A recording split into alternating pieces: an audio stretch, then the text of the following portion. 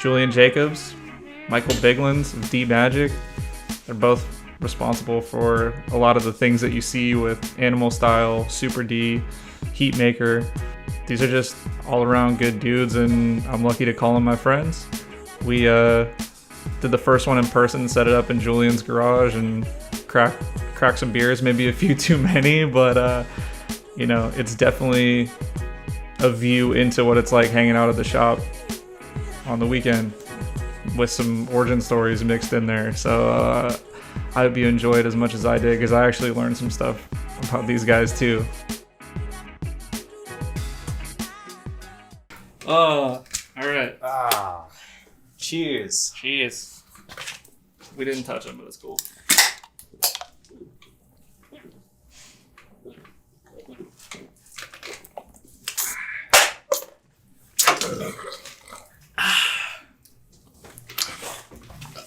What is this? It's empty. Yeah, sorry, dude. Fucking.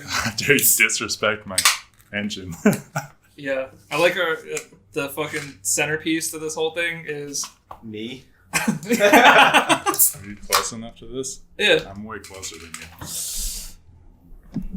That's cool, dude. Sick. We'll be Pretty fucking equal length. I'm a now. pro podcaster. Yeah, I'm fucking tell just trying me. to make sure this is right, dude. I think we're triangulated pretty good around the mic right now. Thanks for having me in your studio, dude. No, you know what I was thinking actually? I did my first ever on-camera interview with you for your video. Oh, so I shit. figured, since I always say no to podcasts, that I'll do yours first. Alright, sick.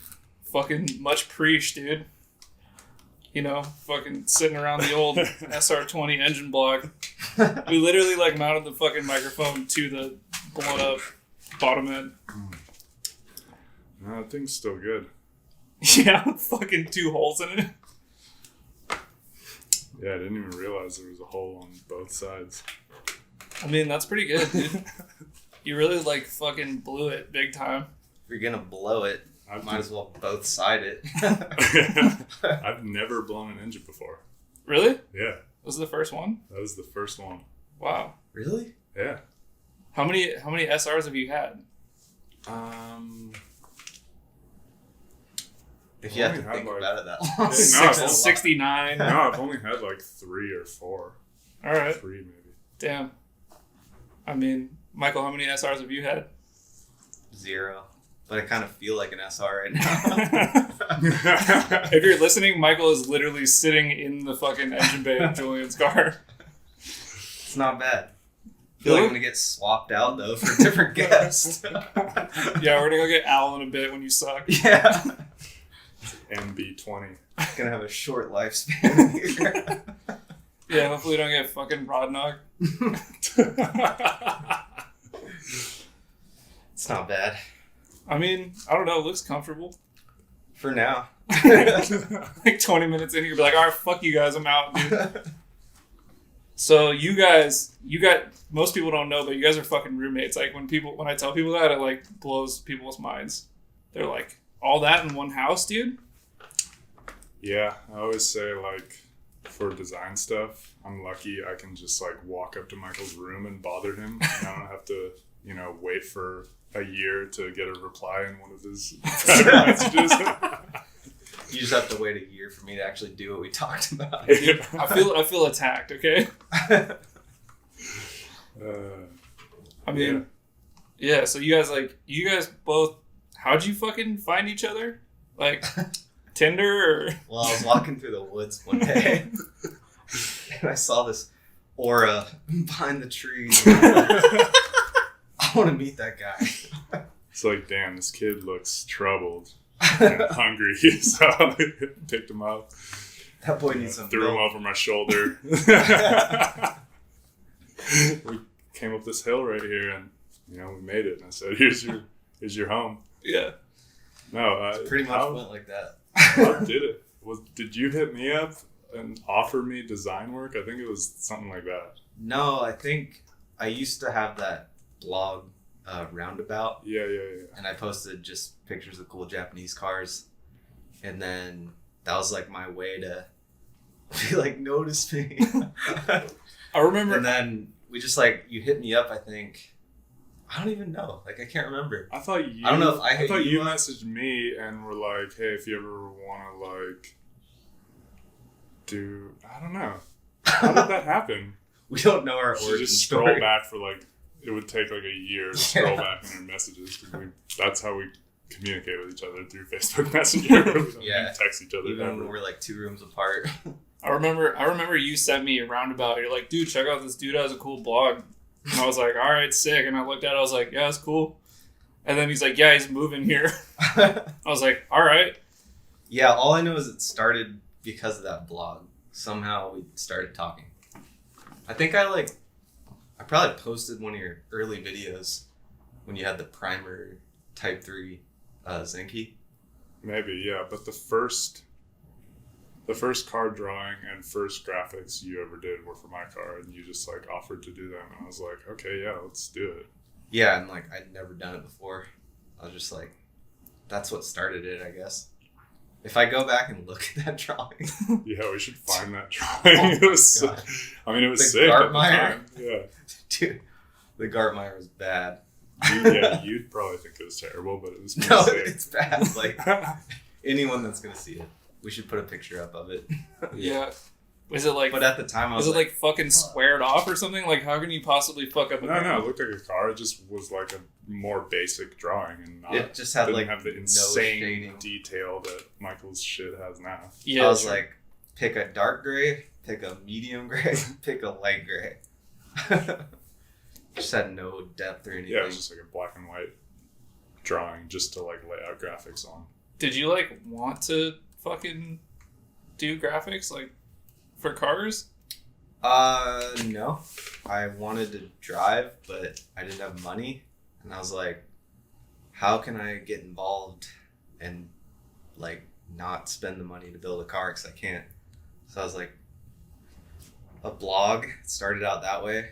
And it kind of made me feel like I was kind of part of the culture or whatever. Like I was contributing somehow. And then I just started getting, like when I was doing the blog, I got really into cars with graphics. And I was like, no one's doing that shit really. Like, of course people were, but like it just caught my eye, I guess. And then I was like, I want to try to do that. So I guess it kind of just went from there. That's pretty sick.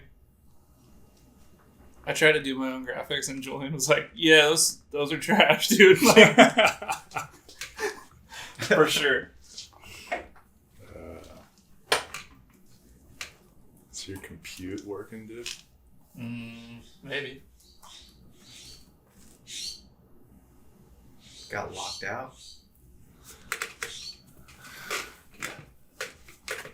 Should be fine. Still recording. All right, dude. Just went to sleep.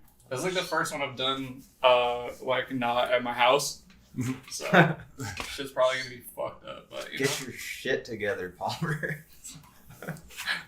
For those of you who don't know, Julian lives fucking where they have to have satellite internet, and like I couldn't make him do it on the internet like I do before. So, That deep dish internet. yeah. No, I've been down to do it. Palmer just had, his more important guests first. Yeah, I kind of like didn't really want to have you on because you suck and everybody kept asking for it, and I was like, dude, that's the obvious choice, okay? Like, all right, sick. Now it won't go to sleep. Fucking cool, man. It's true. I am actually terrible at talking, so when people ask me to do interviews or podcasts, I just go, nah, you don't want that. Have you gotten asked to do podcasts before? Yeah. Yeah. Yeah, for sure. Sick. What podcast? Maximum Drift Cast. Yeah, Sick. they've asked me. Middo has asked me. I would probably do this. Yeah. I like Middo. But, yeah, I don't know, maybe a couple other, but people ask me to do interviews and shit, and I'm just like, dude, I'm not good at that. I mean, yeah, that's only because you say it, dude. You're actually pretty funny. I mean, you're fucking doing it right now, dude. We're talking shit, but that's okay. This is different. Yeah, because we're fucking drinking Bud Lights in your garage. I came to you. Look, if you want to do a fucking podcast with Julian, just go to his house. And that helps. Crack some fucking brews, dude. Can't really say no when you're right here in front of my face. Yeah, true. Yeah, I'm sitting in a fucking engine bay right now. You are the engine bay, dude. This is a high production value. It's like, are you comfy? Yeah, it's not too bad. Just need a couple more of these. I'll be real comfy. Okay, so fucking, you don't like doing interviews, but I'm gonna fucking interview you anyway. We're here, dude. We're in it. Yeah, let's do it. Let's get deep, dude. Let's go fucking deep. All right, so first time. Okay, I'll tell you. I don't think I've ever told you this story, but the first time I heard of you was when I was doing the low budget crew stuff, and I was hanging out with Galen, and Galen's like, "Yo, there's this guy Julian, like." He fucking rips, dude. And I was like, okay.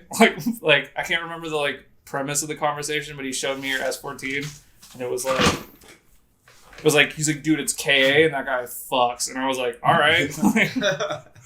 I'm like, cool. I was like, is he like balling or something? Like he's like just fucking drives a lot. He's like, nah, man, that guy like fucking all he does is drift. Like he just fucking rips. And I was like, all right, man, like I get it. Like I'm sure he's cool, and like didn't think anything of it. And then I met you at Sonoma like once, and then I met you at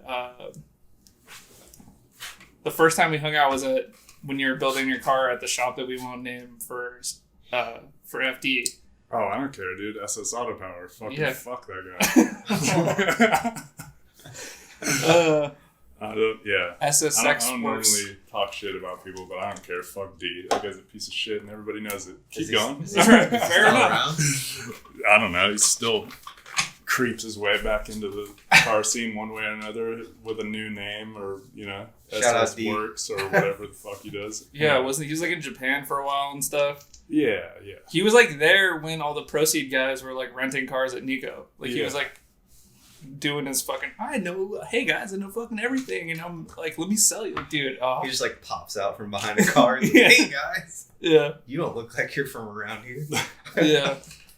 yeah. So we like I don't know, we like rode back from there, and then we hung out, and then we were cool after that ever since. But then I like didn't make it on the team till I like didn't suck. It's so random that you and Galen ended up knowing each other, because I like grew up around Galen, like known him for so long, so that was crazy. Yeah. I just talked to Galen like the other day about the low budget stuff, and he was like, yeah, that shit was fun, dude. I was like, yeah. He like hunts ducks, and his last name's Huntsman, so like fucking go figure. Cool. Sounds a lot more fun than drifting. Yeah, dude, at least you like come home with something to eat, you know?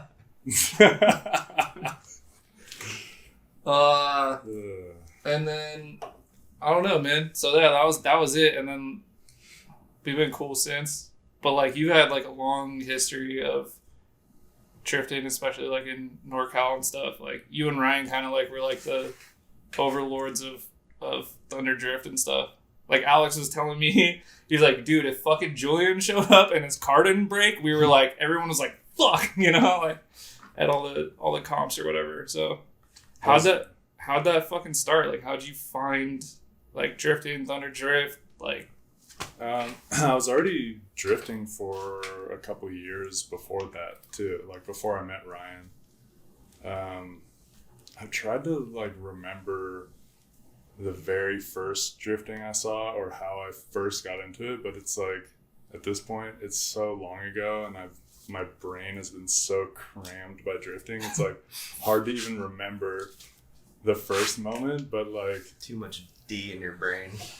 Dude, seriously. But yeah, I was like I was 15 when I first started messing around in a 240, and I don't even remember if I knew about drifting before I got the car or if I got the car and then started to learn about drifting. But one of my friends, Will White, he had a 240, and a couple other guys had cars and would drive really fast.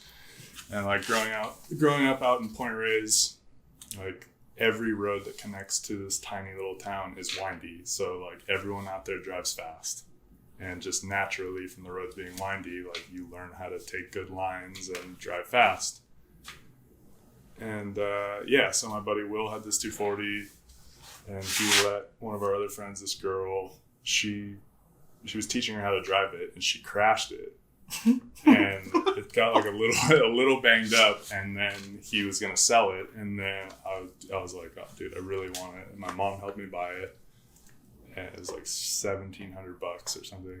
It's like nice S13 white hatch, and yeah, that was it. From there, How old were you? I was 15. Oh shit! I didn't have a license, but living in such a small town. So you're pretty much fucking Takumi, is what you're saying. You grew up in the mountains. You Not were in the driving mountains, before not in you the were allowed mountains. to. I was driving a lot. Coastal before I was roads. allowed to. Yeah, coastal roads. But yeah, I was driving before I had a license. Like, I'm really lucky I didn't get in serious trouble. I mean, I had some little run-ins with law enforcement, even like some park rangers when I didn't have a license, but they didn't do anything because they were park rangers. But Yeah. but yeah, I was crazy. Like, I was fearless, and I could have died so many times. And I know that happens to most. Oh, fuck. You good in there, dude? He just threw a rod. I lost my backrest. Alright, sorry. Continue. Cool. Shit. I know, like, all of us were crazy when we were younger, but, like, yeah, when you're 15, 16, like... Just don't mind me. Need your shame in there?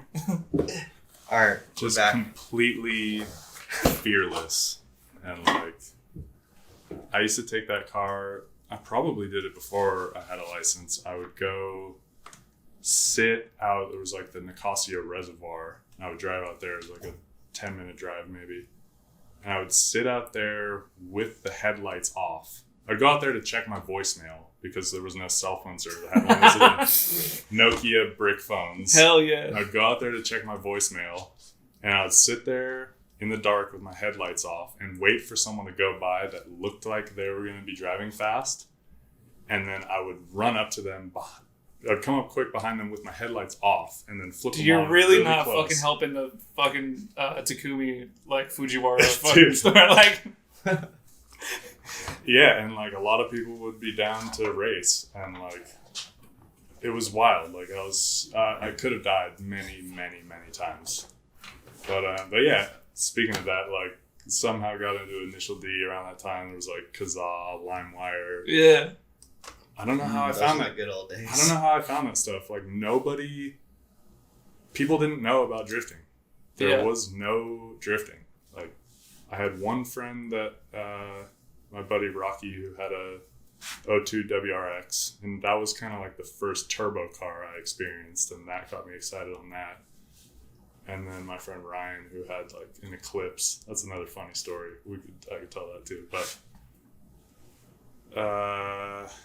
yeah, nobody knew about drifting. Played Gran Turismo 3 like crazy. Like I said, I can't remember which came first, but around that time, Gran Turismo 3, played the shit out of that. Like, so much that I would have, like, all these replays saved of, like, perfect drifting laps around the whole course. Like, just because I played it so much.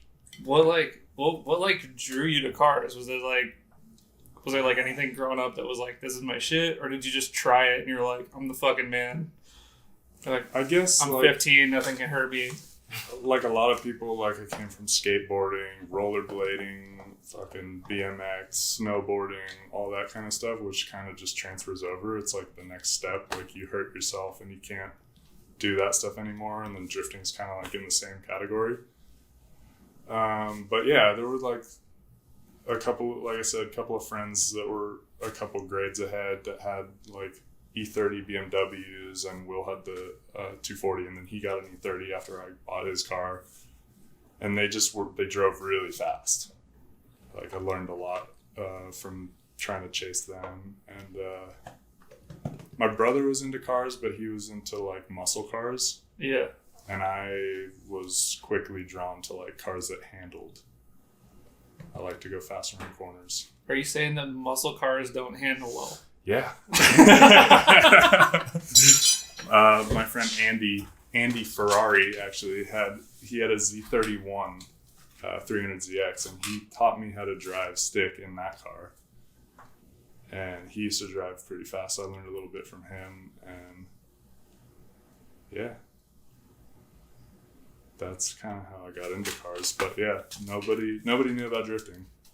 What was like? How did you go from? Because like a lot of that's like road racing, like coastal road battles and shit. Like how did you get into drifting? Like how did you go? Like you could have gone either way, right? Like you could have went. Yeah, I think it was just from getting the 240, and then I started like searching the internet on dial-up. Just about Nissan 240SX, and like all these parts are coming up, and SR20s, and like drifting, and you're like, I need me one of them SR20s. Oh yeah, I was the total like dreamer kid that was looking at all the most insane, like fully built motors and all this shit. There was no way I'd ever be able to afford. Like my mom would give me like $5 for gas here and there, and I would just go get crazy until I ran out of gas. I think just through like looking for parts and then searching like Kazaa, I would find videos, and you'd find like let's say like drifting compilation or like D1 Grand Prix. You'd start to download it, and it would literally take like a full day or like multiple days, and like it would start to download, and then you could like preview it and watch how much you downloaded already. So like, see, is this worth like the 99 red balloons video? Dude, that was such a good one. Yeah. I tried to make my own versions of that without the 99 red balloons, because I was like, man, this song's cool, but like I'm gonna do one with like other songs, and I picked even worse songs. It doesn't matter, but Yeah.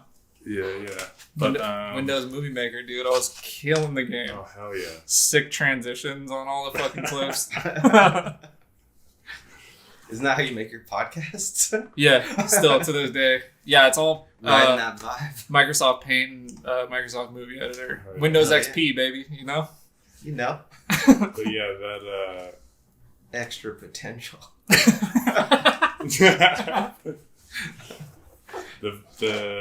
video of Koguchi and the Black 180 at Nico. I'm sure you guys know. Yeah. That's one that like sticks in my head from like one of the first videos that I just watched over and over and over again. I was like, oh my god, that's so sick. So like 240 hatch is what it was that car. So you're like, I need that in my life. Yeah, and I had no clue how to make a car drift better, how to make it look better. Like I knew what like cars excited me, but I had no idea how to do it. So like in the beginning, I had the jankest shit.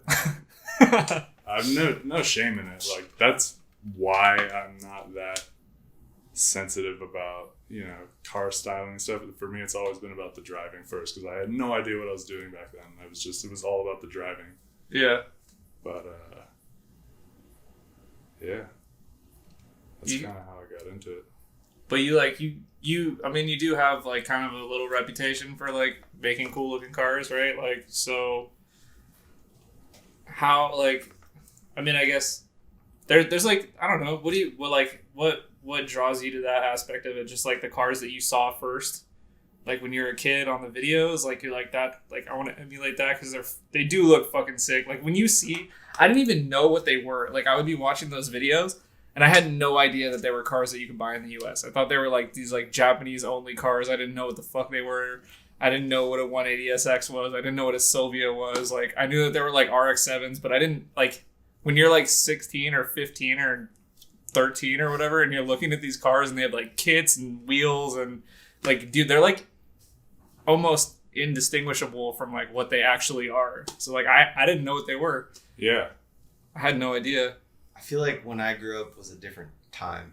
Yeah. You guys definitely grew up thinking different. Yeah, this was like I knew what I was looking at. This was just like because the internet was around. Yeah, when I this got was like 2002, 2003 maybe. Yeah, 2002 I think is when I was like 15. I was like 13. Yeah, downloading stuff on Kazaa. I was like, drifting, that's cool. I don't know anything about it, but like that's cool. And I like forgot about it for a really long time, and then got back in. But you just like never stopped for you. It never stopped. There was like a little period where I wasn't doing it as heavily as I am now. You know, me and you kind of have a similar similar upbringing, where we had a couple of years where it was like just turning into an adult and partying super hard. Really pushing the boundaries of what's acceptable. Yeah, during that period, it wasn't like drifting wasn't everything to me. Of course, it was always in the back of my head, but it wasn't like I wasn't really doing it. And to be honest, I wasn't really doing it in the beginning. Like, my car had an open diff, and I had no fucking idea what I was doing. Yeah. Like, I think I know you and Aaron were talking about how you, like, were clutch kicking and shit first. I think the first thing I was doing was, like, I would be cruising down the road and see one of my friends and be like, oh, and yank the e-brake and whip around. And, like, that was kind of the first techniques I started to learn, actually, like, with just the handbrake, just flipping bitch and catching up to one of my friends. And I did e-brake first, but with front wheel drive. Oh, yeah. Yeah. It was real cool, dude. You missed out. Oh, dude. I've got down in front wheel drive. I still remember to this day, we were like in Sacramento, and we were in your ES300, and we got on the freeway, and you were like locking and unlocking the e-brake, and it was like pouring rain, and you fucking like slid the entire on-ramp, and we were going super fast, and I was like, dude, fuck this guy, like, this is bullshit, how the fuck? Dude, that car had the best e-brake I've ever ever experienced on any stock car. Yeah, it was sick. That e-brake rips. I love that car. So like, okay, so you were always into cars. You then found having fun for a couple years. I wasn't really into cars. You were into the driving. Whole time. Like, yeah. Even still, like, I'm not that into cars. I fucking hate cars. I mean, obviously, I like them to be a certain way. Yeah. And in drifting, you need it to be a certain way. Yeah. But, like, yeah, everything I've done with cars is just a byproduct of wanting to drift. Everything. Yeah. That's fair. Yeah. I could see that.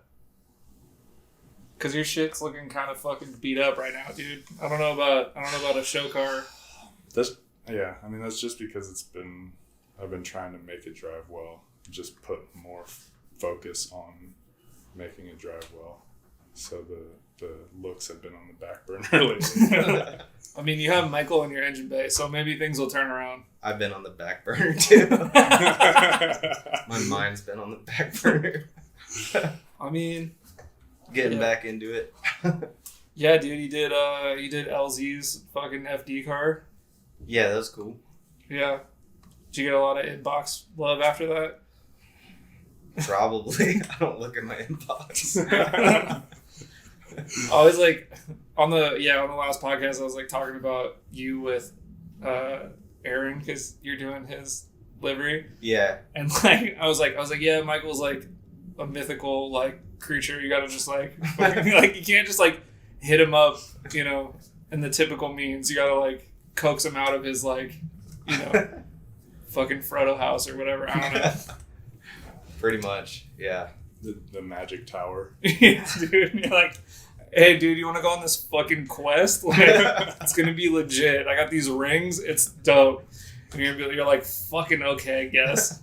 It's like when you like find the hidden treasure and you open the chest slowly and it's just a turd inside. There's D magic. All right, let's do this. Turd magic. Dump magic. There's the D magic. Oh shit. D doesn't stand for design or drift. It stands for dump. Yeah. I don't know, man. Yeah, I just work on it when I feel like working on it, kind of thing. Like, I got a job, so like it's not like my main source of income or anything, and I want to be stoked when I'm working on something. Yeah. So it just takes time, I guess. Yeah. Like, I like to get fully into it if I'm gonna do it. Otherwise, it's just like I'm not gonna do my best work, I guess. Yeah, that's real. So it takes a while. I mean, It's part of what makes you shit. The Good. shit. Yeah. Yeah. Like if you were just like pumping stuff out, it'd be like, all right, there's another one or whatever. But I think it's because you wait. Yeah, that's what I'm afraid of. Like, if I did try to do it like full time or something, like, I'd just be pumping stuff out, and it'd be like it would just get boring real fast. Yeah. I like to spend time on each one, kind of make it different or push myself. But you're like try something different. You're driving now too. I drove once or twice. I mean, but yeah, I wish I was driving.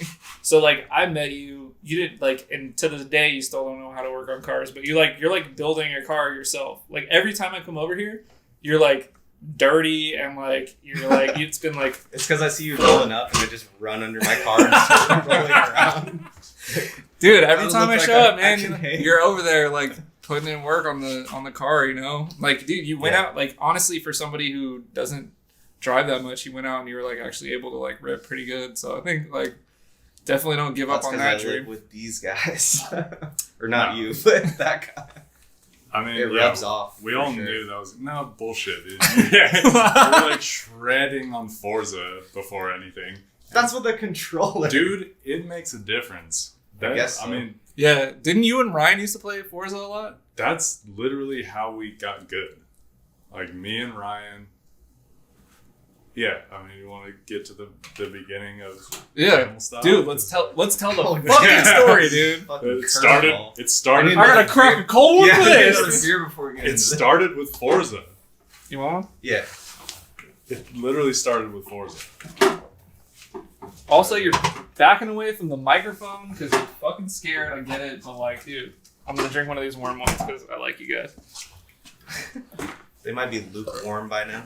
Dude, it's Luke right warm.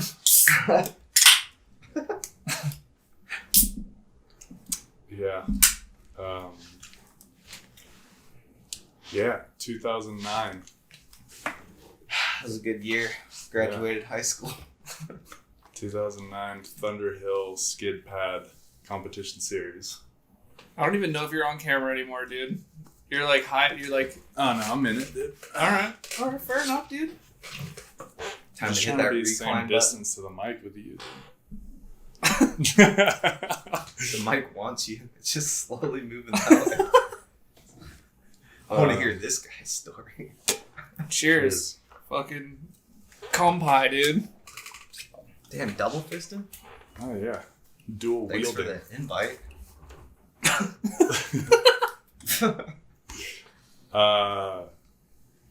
Yeah, 2009 Thunder Drift Skid Pad Comp Series.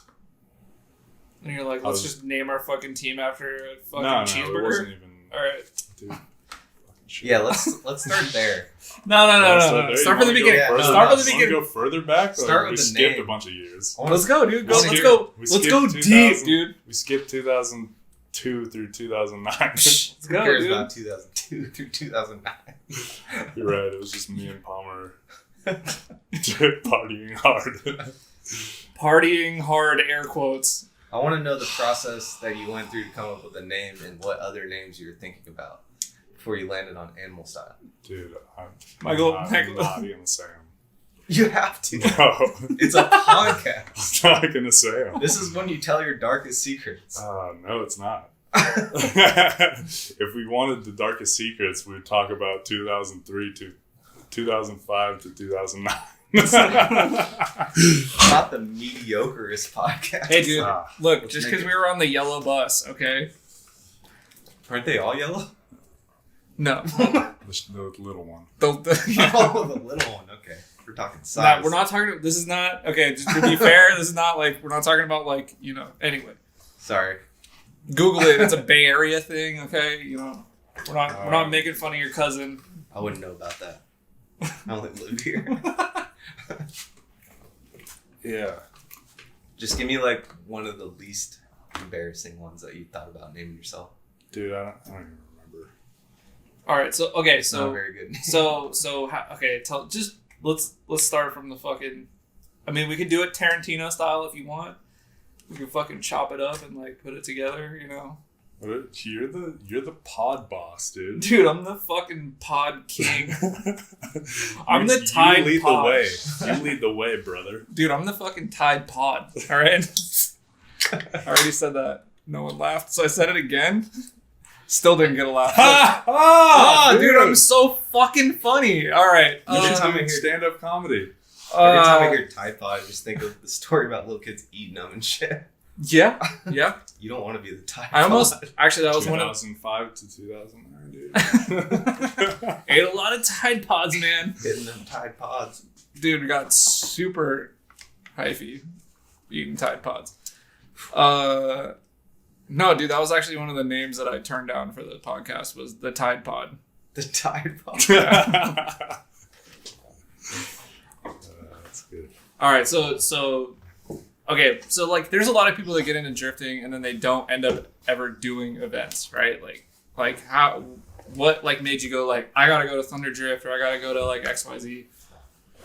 I don't know how I came upon it, but there was a forum called Samurai Files. Ooh, Damn, that sounds dark. never fucking heard of it. I think that was the first thing. It was that and NorCal Drift. And through that I actually met Xander from Wolfrain, and that was how Didn't I you got like my bike first from him? limited slip Oh, differential because I shit. had just been drifting with an open diff, like when it was raining. And, Damn, that was Yeah. probably life changing. Yeah, it was like a VLSD. viscous LSD. Yeah, it's not that. And it not barely that worked, so no, it wasn't really life changing. But just like seeing stuff on that forum and starting to see that there was drifting going on in NorCal, that was life changing. There were some events going on at Altamont Raceway. Oh, that's the OG NorCal spot. Yeah, which was like a little oval that had like an X in the middle and some other smaller ovals, and like it was sick. I did an event there. I don't remember. I think the first event I did was at Thunder Hill. It was a Slidewise event. Damn. And I think Jeff Pitts hosted it. Yeah. Yeah, and one of my Shout out Jeff Pitts, the OG. one of my wheels fell off.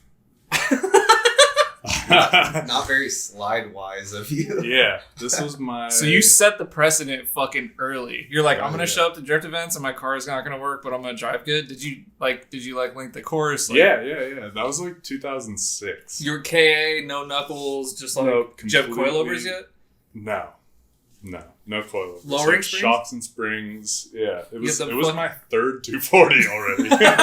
Oh my god. Dude, fucking AGX gang, like, Yep, exactly. yeah. Yeah. I got some hand-me-down AGXs for my 240 when I got it. Fuck yeah, dude. I mean, I Put might the as- little clicks in there. Yeah, dude, I was like, I'm turning these bitches Yeah. up to drift mode. like those. Oh. Exactly.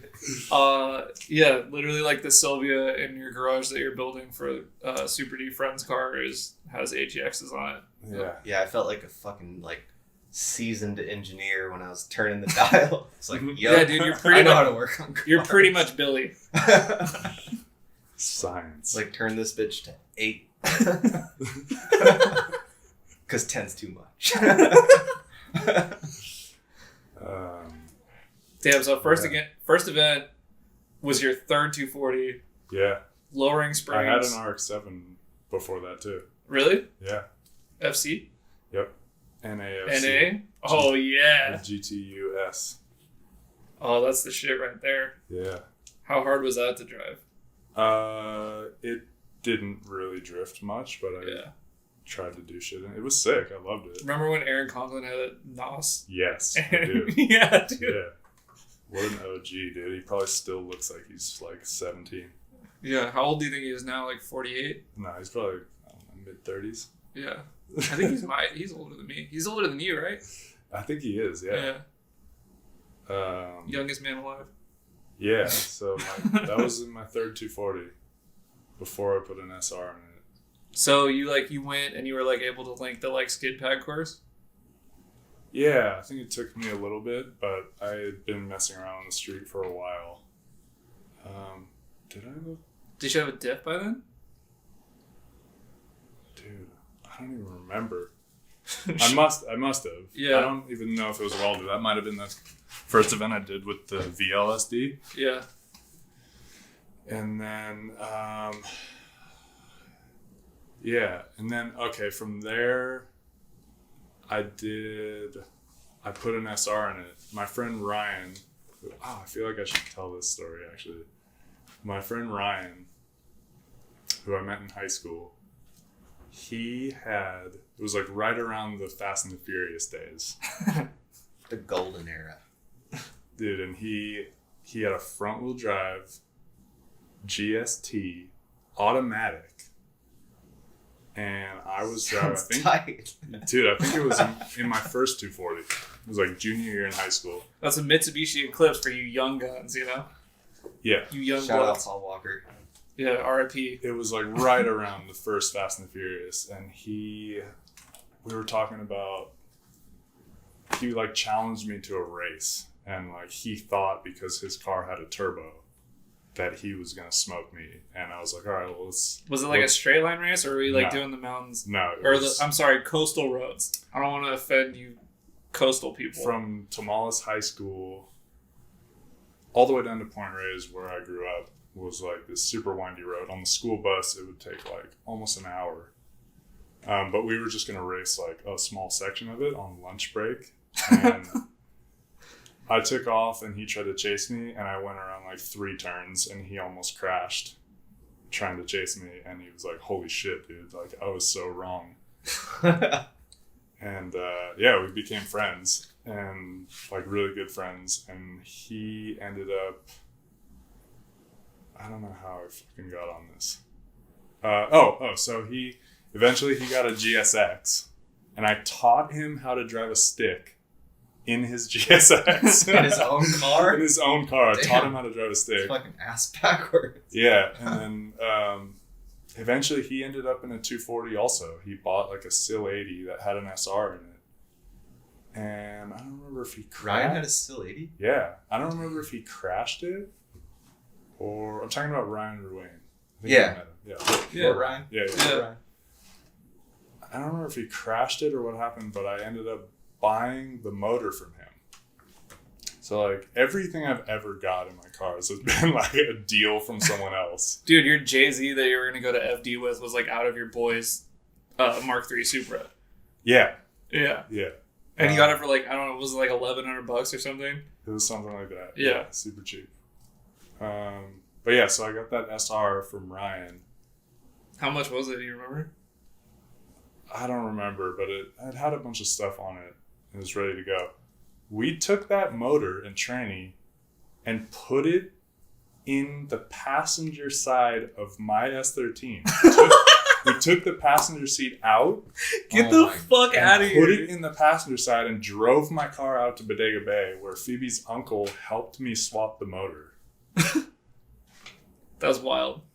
And yeah, and then the first event I did with the SR was at the Solano County Fairgrounds in Vallejo. Motoring J-Style? Motoring J-Style, yeah. In 2006, I think. Shout out to the Swig brothers and Mac and the people that threw that. Yeah. So yeah, that was the first event I did with an SR. I've seen the video that you have on YouTube. It's on of YouTube, that where I'm wearing a 4X tall tee. Yeah, you're wearing a 4X tall tee and With your a knees are like seat. eating the fucking dash because you're in a stock fucking seat. Dude, it's like ridiculous. Wait, does a 4X tall tee on you go to like here? Dude, I'm just trying to get a visual. Dude, the 4X tall the tee. sleeves are like down to here. Yeah, you can see his sleeves in the steering. Flying in the wind. Yeah, yeah, dude, it's fucking sick. So yeah, I did that event, and then Altamont. I did an event at Altamont. What was it like going K to SR?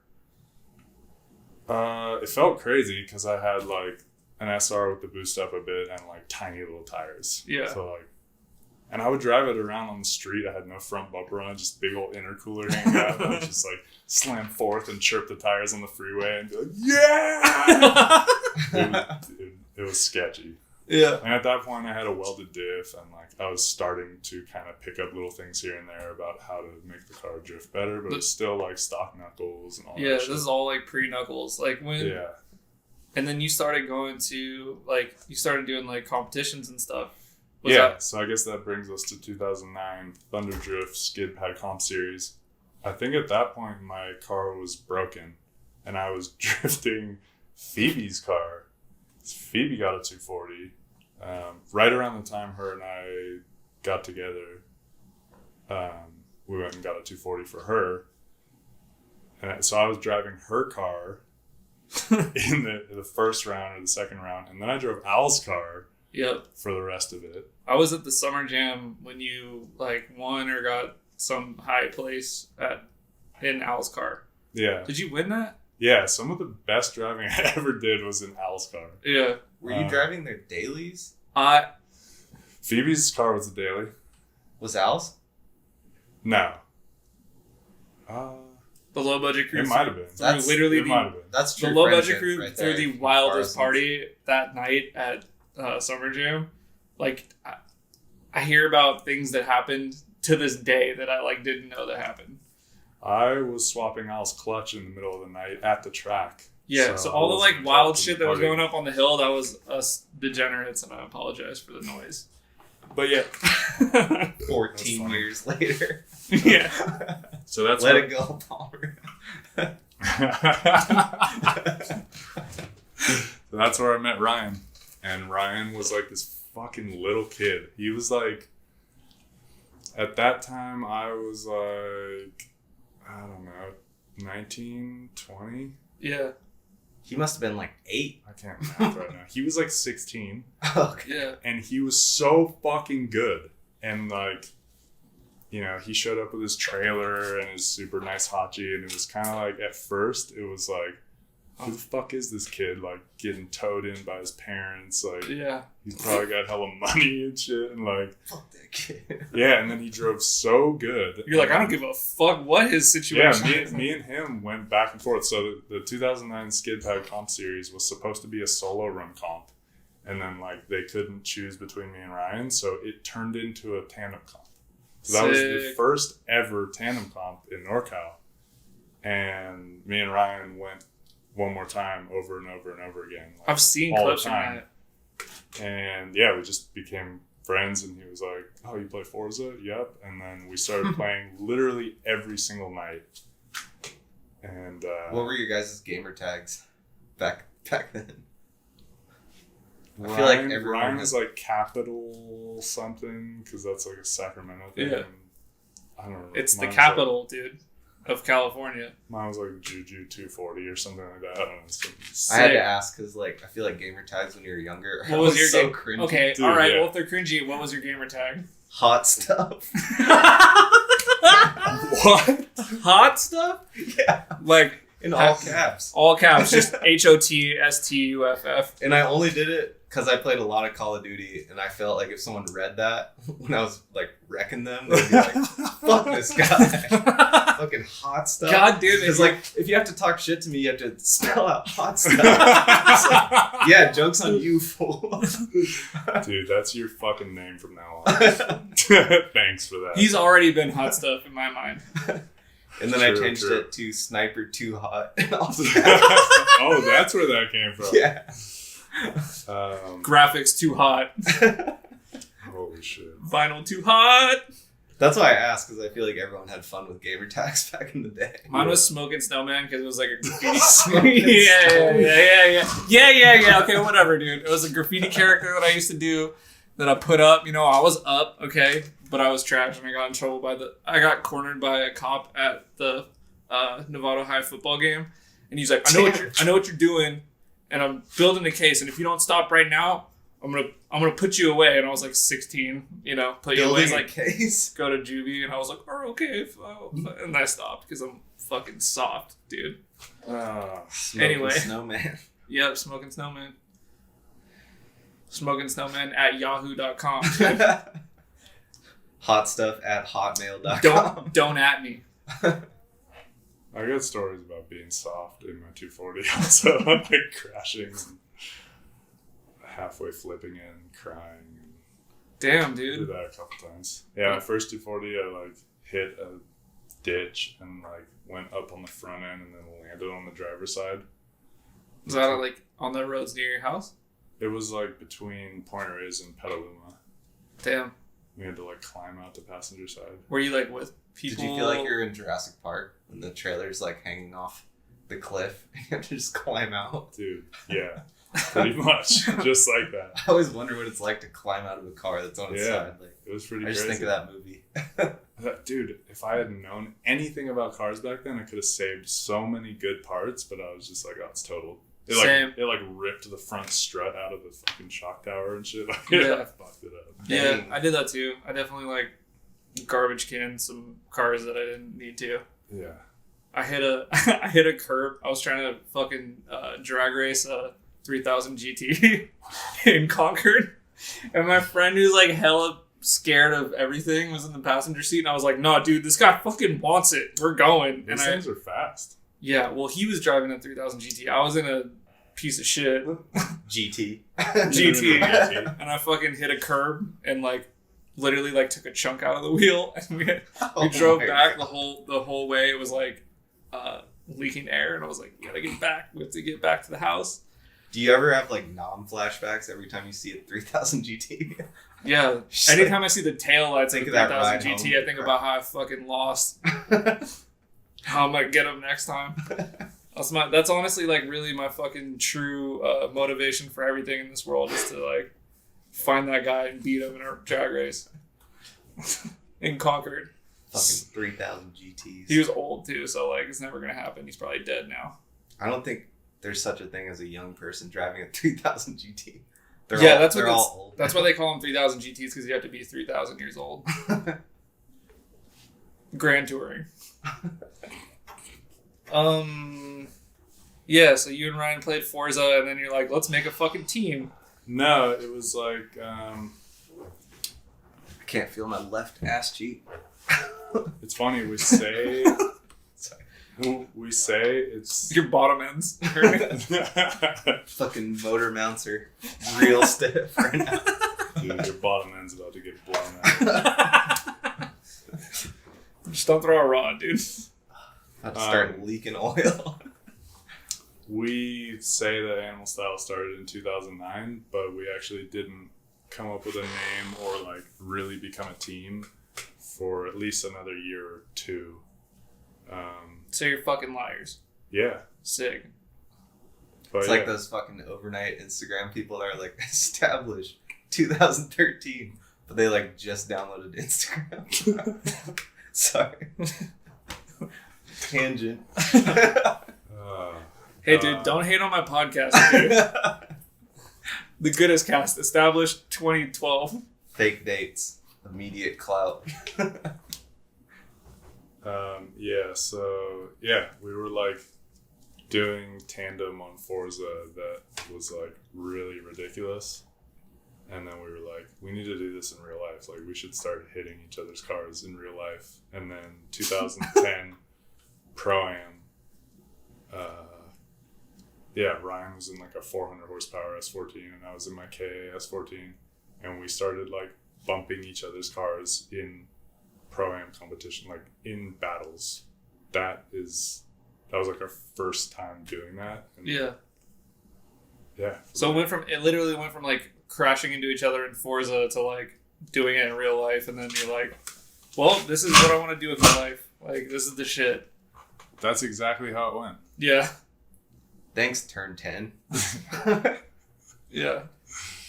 Thanks, Aaron. No, he probably didn't work for Forza though. Nah. Yeah. Forza was the shit. I didn't have an Xbox. Actually, I played Forza, but I didn't like drift because I'm soft. All right, I'm gonna head out. All right, cool. Yeah, that's pretty much how it went. Why'd you decide to make a team? Well, it all started when we had this group of people. And we're like, what should we call ourselves? A team. Sorry. Fuck. Thanks, dude. It was just me and Ryan. Yeah. At first. Yeah, I know. I wasn't around. That was like around the time when we started like seeing burst videos. Oh, okay. And like the crazy Mahon driving and like the crazy team tandem shit, and we're like, oh, dude, we need to do this. Yeah. Yeah, and then we put a name on it. I don't know. We were like tossing names around with a bunch of stupid shit, and Animal Style was a joke. We were like, oh, that's dumb. And then like nothing else was sick, and then we came back to it, and obviously never expected it never expected anyone to fucking know about it. Yeah. So it was like, yeah. So like it was a joke turned like a thing. We came back to it and we're like, actually, that's kind of sick. Yeah. It makes sense. It's silly, but like. Yeah, and you don't like the Animal Style burgers at No, In-N-Out. Yeah, me either. They put grilled mustard on it, and I don't. Grilled mustard? Yeah, he doesn't fuck with mustard, dude. No. How do you grill mustard? They like put mustard on it and then grill it. Yeah, they put That sounds terrible. Yeah. they put mustard on the patties and then grill the patties. Oh, yeah. No. But then it's also grilled onions. There's like, there's things that happen. In-N-Out things. Yeah. I still want to know at least one of the reject names. Just because I want to laugh. I can't even think of any.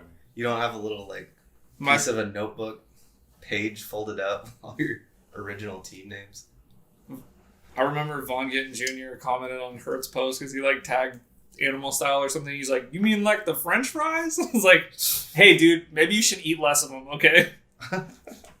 You potato. Von getting those fries. Von getting in line. All right, well, there goes my fucking chance of sponsorship from Monster. Well, there's always Rockstar. Dude, fucking Bud Light. Hey. Rockstar. Hey, fucking. There's always a Bolt or whatever the fuck. You guys, Bud Light already sponsored fucking goddamn fucking Post Malone, dude, and he copied my tattoo, so, it's fucking whatever, dude. Sponsor the originator. Sounds like you need to take that up with Post. Yeah. Hey, Posty, at me. So that was it, dude. You like coined it, and then so I feel like Animal Style really didn't like become a thing again until Ryan was like kind of on his way out from FD, and then you guys were like, let's just do this team shit and like have fun with it, and like Jason kind of like got on at that point and like kind of like turned more into like a thing than just like a name you guys had. Because like, did you guys have window banners and stuff like in those couple of years in between? Because I remember like 2012 is when it like really started to like come into swing again. Like when you finished your card and you were gonna go to like FD and then didn't actually go. Yeah, so we met Jason. I think it was like in between like end of 2009, 2010, like just random skid pad days at Thunderhill. We met Jason, and Jason was just like this super young kid who was ripping, and that's why it's called Baby Jason, because he was a baby. He was a baby back then. Yeah. And it turned out like me and Jason were from the same area, and I had actually seen him driving around on the road, and he had an S13 with an intercooler in the front, but he had a KA. What? So it wasn't actually hooked up. No, dude, no. Oh, Jason had a fake intercooler? Dude, Jason's get the fuck out of here. That's crazy. I like him even more now. Yeah, that's Jason, great. He's a real one, dude. Yeah, and we can make fun of Jason as much as possible from that period because he shits on all of us now. Yeah. It doesn't really matter. Yeah, he's like, look at my fucking fake intercooler now. Yeah. I'm gonna put my fake intercooler through your fucking door. I don't even remember like telling Jason that he was a part of the team or how any of that worked, but yeah, Jason was ripping. What were we talking about? So how did the team like become a thing? I have a question. Okay, I'm gonna fucking ask this. Well, Ryan won 2 different Pro-Am series in 1 year and went to FD. Went to FD. So he was like repping the team in FD, which was super cool. Yeah. And he just wasn't having as good of a time with drifting doing FD, obviously, because it cost a crazy amount of money and he was doing it all on his own. And yeah, probably really like went the next step, like when Ryan stopped doing FD. Yeah, I remember that because it was like he did. You guys did that like hurt sharking law video. He like slammed his FD car, and you guys just like crashed into each other. Yeah, and me and Jason had been like going super hard trying to do FD, and that kind of just. That's when I met you guys. Yeah. And you guys like, cause I was like young and I was like getting into drifting and I was like, I want to be a fucking pro. I'm the man. I fucking shit on fools and like hadn't even really like done a comp yet. I just did really well in like Super Am and like thought that meant that I was like on my path to become the fucking, you know, Drift King of the world. Cause I was, dude, when you're young, you like think you're the shit. I don't know. Maybe not you, but like that's how it was for me. I thought it was the fucking shit when I was younger, but then also not. I don't know how to explain it. Anyway, No, everyone thinks they're the shit when they're young. Yeah, I was doing. He was clutch kicking with an open diff. I was clutch kicking with an open diff, and we probably felt like G's. Dude, I had I'm killing it sticker while Did you? I was clutch kicking with an open diff. Fuck So yeah, hell yeah! dude. I made the KA all day. you're big Fucking time. DGK fake. I like copied the DGK logo and changed it to KA all day. Oh shit! Yeah, dude. You missed a business opportunity. We sold them on the Low Budget Crew site. Oh shit! Sold a bunch of those. Yeah. Dude, I've been in this fucking clout game for a minute, dude. You got it all figured out. Trust. If you ever want to see some cringy ass shit, go look up the Low Budget Crew videos. Actually, some of them are pretty funny. Yeah, they were sick. I Yeah. remember. KA no more day. But yeah, I like met you guys. What are the rules about going to the bathroom? You can take just shit in the engine Yeah, bay, you dude. have to. I know this bay You is have to used piss to leaking right things. where you are. Yeah. Yeah. Yeah. Yeah, I'm not gonna do that. All right, dude. See you. Be right back. Rules, dude. There's no rules. I've never been on a podcast before. Empty beer cans. That's a good point. I mean, you brought a water. You could have like, it's fine. I'm already out of the bay now. Hey, dude. Be right back. Technically, you were never in the bay. This is fucking Santa Rosa. Okay. Don't make me say it. Anyway, so okay. So Ryan left FD essentially like a year or so later, and then like the animal style thing kind of just started to happen and So go. yeah, me and Jason got licensed for FD. So me Yeah. and him were trying for. You get licensed for 2 years, so we were trying to build our cars, and it was just a disaster because we had no money. We had people who said they wanted to help us, and they were really just using us to put their name out there and not really helping. And our cars were kind of pieces of shit, but still coming together, kind of. Yeah. Yeah, and I think it was like 2012 that finally got the 1J running in the S14. S14 remember I that. had for a couple of years, ran it with a K for a bit, got it from my buddy Roberto. Was already had some good parts on it and stuff. My brother came to help film that test day at Sonoma. Like that was the first time my brother really like came and like he like brought friends and shit.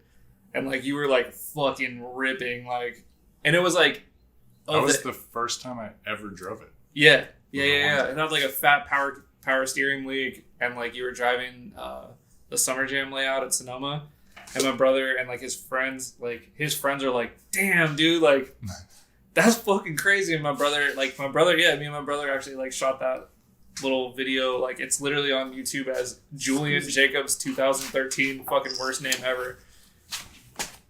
But yeah, so you like tested that, and then it's fine. Fridge door is dangerous. When did you? I actually remember talking to you about, because like Jason's motor blew up. He was gonna go to Long Beach. Nice, dude. Sorry. I'm back. He was gonna go to Long Beach. You had a bit more work to do, and you kind of just said like, maybe FD isn't, Yeah, I think at that point I realized how much it was going to cost to do one event, like the most local event, and I was like, there's no fucking way I can do this. And at the time, like, you get your license for 2 years, and in that 2 years, the cars went from like 500 horsepower to like 800, 1,000. I think that might have even been when Daigo came in. Yeah. That's when FD. Well, and also that was the year that they like had a bunch of like privateers show up for FD that like just got their pro license, and they had like I don't know, like 300 horsepower cars, and they tried to drift Long Beach and like just crashed into a bunch of stuff. I think that was like they were like, okay, yeah, you can't just go from pro-am to this now kind of thing, and they try to like push pro-am, and it got really weird. What year is this? Like 2013, 2000, something like that. 2012. Yeah. Yeah. Yeah, I just realized like the amount of work this is taking, the amount of money this is like taking. You weren't driving, like not much, and yeah, I was just like, this is taking the fun out of it. You hadn't even done a round yet. No. And yeah, the sport was changing. The professional level was changing. It was just not the shit that I liked anyway. And so it was kind of easy to just be like, no, I'm good. Yeah. Yeah, I feel like even if you did have, like, just disposable income, like, it just lost its luster. Yeah. The way the driving was and everything. Yeah, for sure. I mean, I'm sure it would have been. No, it probably wouldn't have been fun. Yeah. Yeah. It wasn't. Yeah. I mean, I feel like if I'm you. glad you didn't do that. I feel me I too. wouldn't live here if you were an FD driver. Like, I would have never met you. I feel like if you would have had the support to do it your way, you probably would have done well. But like, you just. It seemed like there was like a lot of false promises, and it was just too much out of your own pocket to like go hard. I was also even worse than I am now about like having sponsors and like talking in front of a camera and like being a professional, you know. Yeah. I could not have done it back then. Yeah. And that's part of it. You have to like, you gotta gargle sponsor nuts, and like, you know, like the people we work with now, they just get it and they're like, you guys do your thing and it's cool. Yeah, they're not asking you to like, you know, do selfie videos of you like Yeah. talking about stuff. I feel like you would just like walk up to the podium and just pull out a piece of paper and be like, Koyo Red, Monster Energy.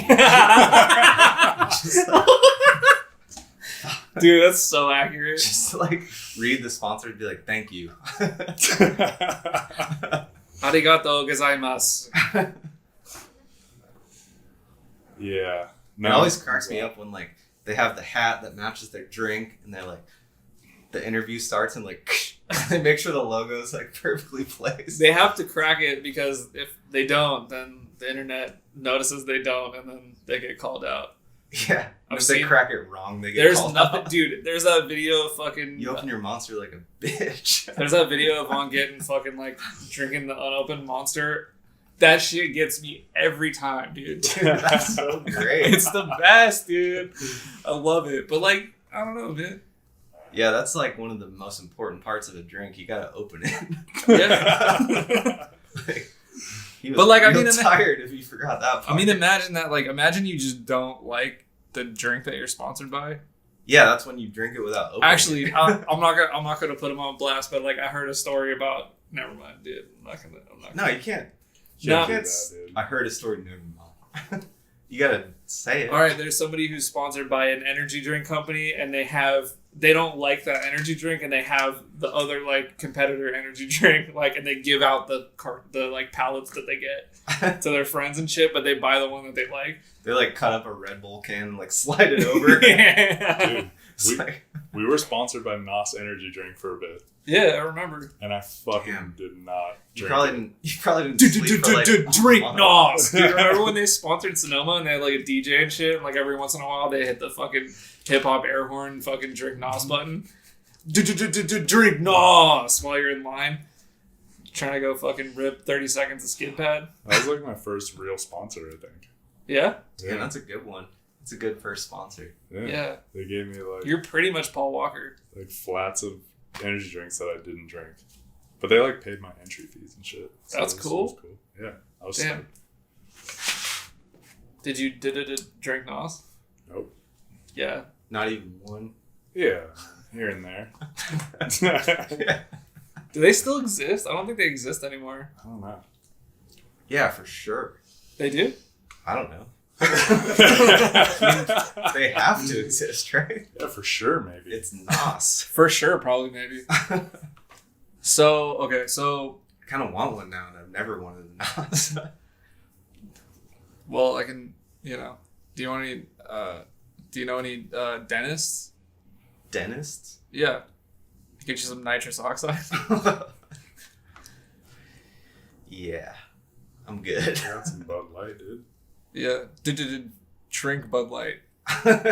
We're not sponsored by them either. I'm still trying to get sponsored by 4 Point, but they don't respond to me, so. You just gotta hold the box up every 30 seconds. Be persistent, dude. Yeah. Just do fake sponsor ads. I'm still working on my sponsors here too, so You gotta have people call in with questions and be like, sponsored by 4 Point. Based on this episode with all the fucking beer, the only sponsor I'm gonna get is from AA. Yeah. I feel like this is gonna be the opposite. Like Bud Light's gonna see this and be like, send you a check. They're gonna be like, dude, you got the same tattoo as Post Malone, and you got it before him? Alright. We didn't give you permission to drink Fuck, Bud we Light. sponsored the wrong guy.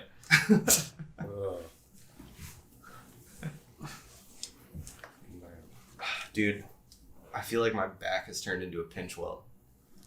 Welcome to the club. God. You guys gonna take a stretch break? I'm good for now. I need to take an engine bay break. I mean, I lost my little piece of wood. you want to sit on the block, dude? Oh, there it is. I'll have to get that later. All right, so fucking,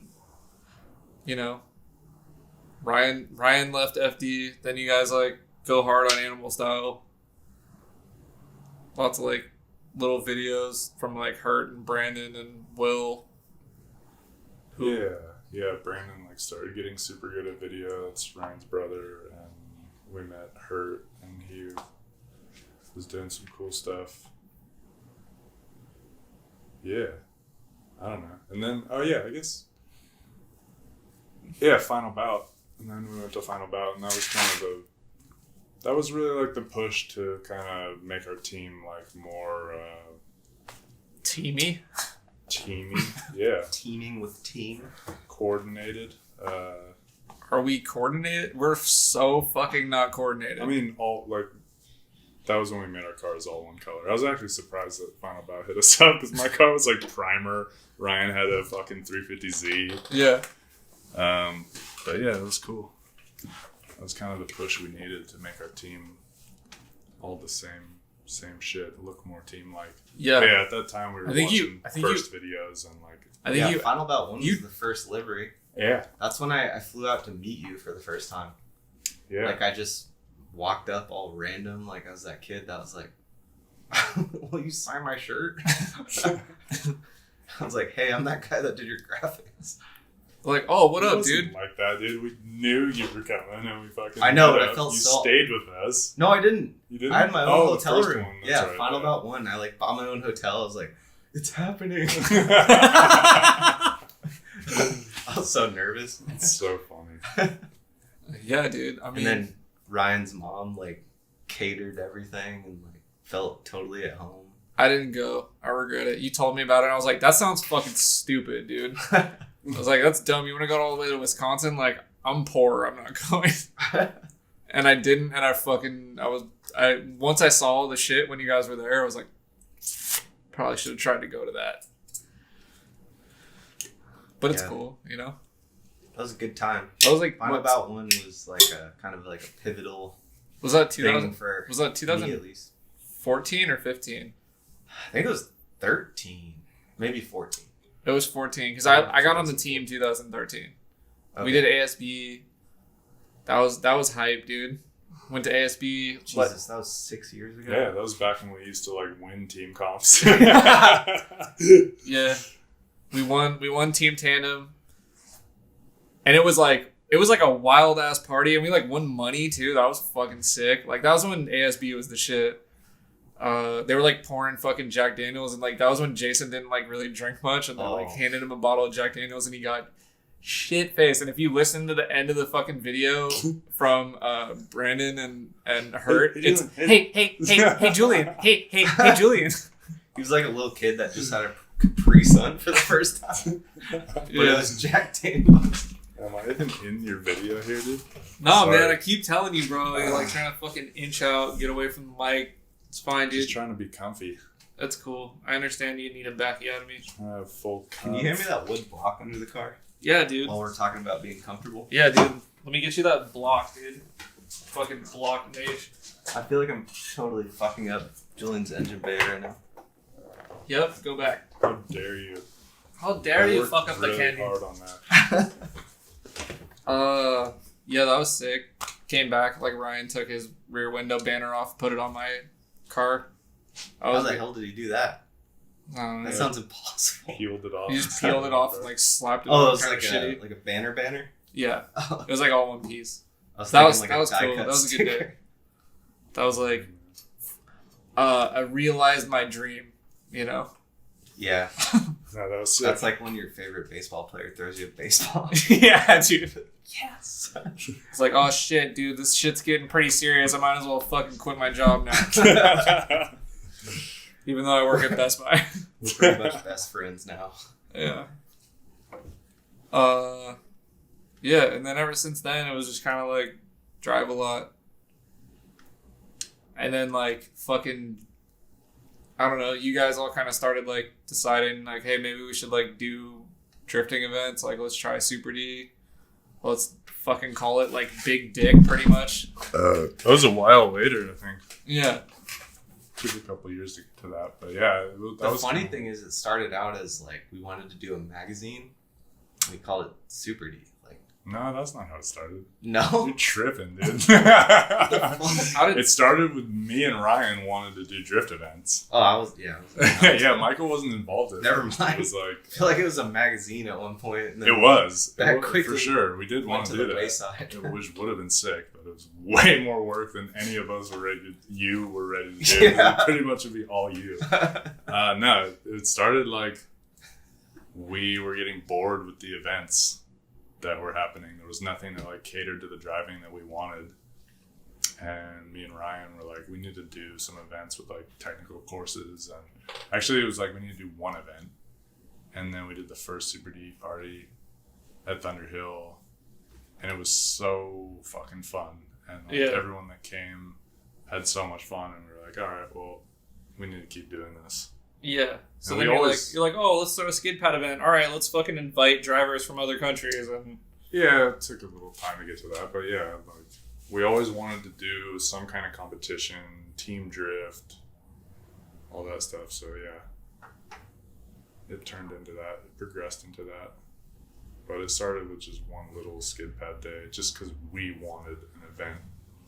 yeah, That instead of was, like waiting for somebody. Yeah. Started selfishly. Nice. How most things start. Yeah. Did you like? All right, so I'm gonna fucking bring this up because it's probably interesting to people, but like maybe not like cool to bring up. So when I've always been like really curious about like how your fucking like obsession with drifting became, and like when you like kind of like turned this like point. But like I was asking Phoebe about it because we were driving up to Super D Northwest, and I didn't know this, but like she pretty much said like there was like a point in which like your life changed, like big like life change happened, and you just kind of like went to YouTube and like went to the internet and went to like computers and just like fucking dove into drifting because that was like your escape pretty much from like reality at the time, you know. Is it cool to bring that up? Do I need Yeah, it's fine. Yeah. Yeah, I mean, I was super into it when I first got into it, and like, it definitely was like my life ever since I first got into it. And, Yeah. You know, when I was like 15. But yeah, like I said, there was a couple of years where it was like normal, you know, fresh out of high school, partying and doing all that, hanging out with friends, and then yeah, when did it like get super crazy? It's hard to remember the whole process, but like, I was doing some events here and there. My mom passed away, and that was kind of like when I went full blast into it. Yeah, that's what she was saying. I was just like, That was right around the time that the first Pro-Am, Thunderdrift Pro-Am happened. It was like my mom died like a week before the first event. Yeah. And I was like, obviously that was the most devastating time of my life because like my mom was my only parent and I grew up with her. But just knowing, I knew that she would have wanted me to do whatever made me happy. So I just, from there, I just went full blast. And it's probably I never stopped since then. Yeah. Yeah. That was like pretty much what Phoebe said. It was like this like switch flipped. It was like this like, you had like a realization that like, I don't know. I didn't have any conscious realization. Yeah. It was kind of just like I went for it. And the first round I won. Yeah. And then like, damn. I was like, wait, okay. So you won the round like right after your mom passed away? Yeah. It was like the first round of Pro-Am. Ryan took himself out and flipped his hachi. Is that when he flipped his hachi? That was the time? Yeah. What the fuck? And then, from there, I just never stopped. Yeah. You know Phoebe's good with that psychology shit, so she fucking, like, put that in some words, you know? Yeah. Yeah. I think she's probably pretty proud of you. Yeah, Probably. Because I'm enjoying myself, and that's all she cared about, so. Yeah. That's fucking sick. I don't know, man. I mean... Getting deep on the cast. Dude, you know what? I had to bring it up because it's like one of those things that's like, you know, you don't like really fucking know what people have been through. You're just like, oh, this dude fucking, he like grew up and like fucking just got in a drift car and then it was just like, he fucking just shredded his whole fucking life and that's fucking sick, dude. Like, no fucking problems, you know? Like, yeah. 100%. But no, like, it's definitely been a... That's like probably what I was thinking before I moved here. I was like, yeah, Julian's just been a sick driver. Like he just buys drift cars and drifts. And yeah, I didn't fucking know. That's it. Like same thing, lives. Same like first impression of you was like Galen like talking about how you were the fucking man, and I was like, I mean, see some rich kid or something, you know what I mean? Like you're like you don't fucking know, you know what I mean? Then I met you and I was like, oh, he's definitely not a rich kid. Like like this is his fucking life, you know? Yeah, I think like people's first impression is probably that I have money. And a lot of people say they're broke, but like I grew up poor as fuck. Yeah. And I mean, some would argue that you're still poor as fuck. I'm like, definitely still poor as fuck, but like I'm not broke. Yeah. I'm not completely broke anymore. Yeah. Like I spend, most of my money on drifting, but yeah, I don't regret it at all. It's the one thing that like I'm totally fine with spending my money on because it's fucking. What else are you gonna spend it on? Yeah, exactly. It's like such a part of my life now. Like, what the fuck else am I gonna do with money? Yeah. I could probably save and like buy a house and shit if I wanted to, but then what? Without drifting. Buy a TV. You're like, TV. This is pretty chill. I own this spot. Yeah. But my life is meaningless. And then you can just go back to like, 19-year-old Julian and just fucking rage, you know? Yeah. You gotta do that every now and then. Yeah, man. Yep. Mm-hmm. Yeah. Then, sometimes you gotta go on a fucking mythical journey, you know? Oh, yeah. To find me. Yeah, let's go back to that. So, first final bout is when Michael came into our lives. Yeah. Well, officially. Like, I probably, since the first time we started talking, we've talked every day. Probably. Yeah. Damn, dude, that's like a full-on relationship. It was weird. It was like, that's the first internet, like, relationship I've ever had. I feel like. What's that, like 7 years ago? It's about to get weird, guys. Did you get fucking catfish or what, dude? No, I was like talking to you more than I was like talking to my friends I was hanging out with. Like, it's crazy. You show up and you think Julian's gonna have your livery and it's like one of the other teams. Yeah. You're like, also, yeah, sorry, I lied. I'm somebody else. Yeah, I would have just got back on the plane.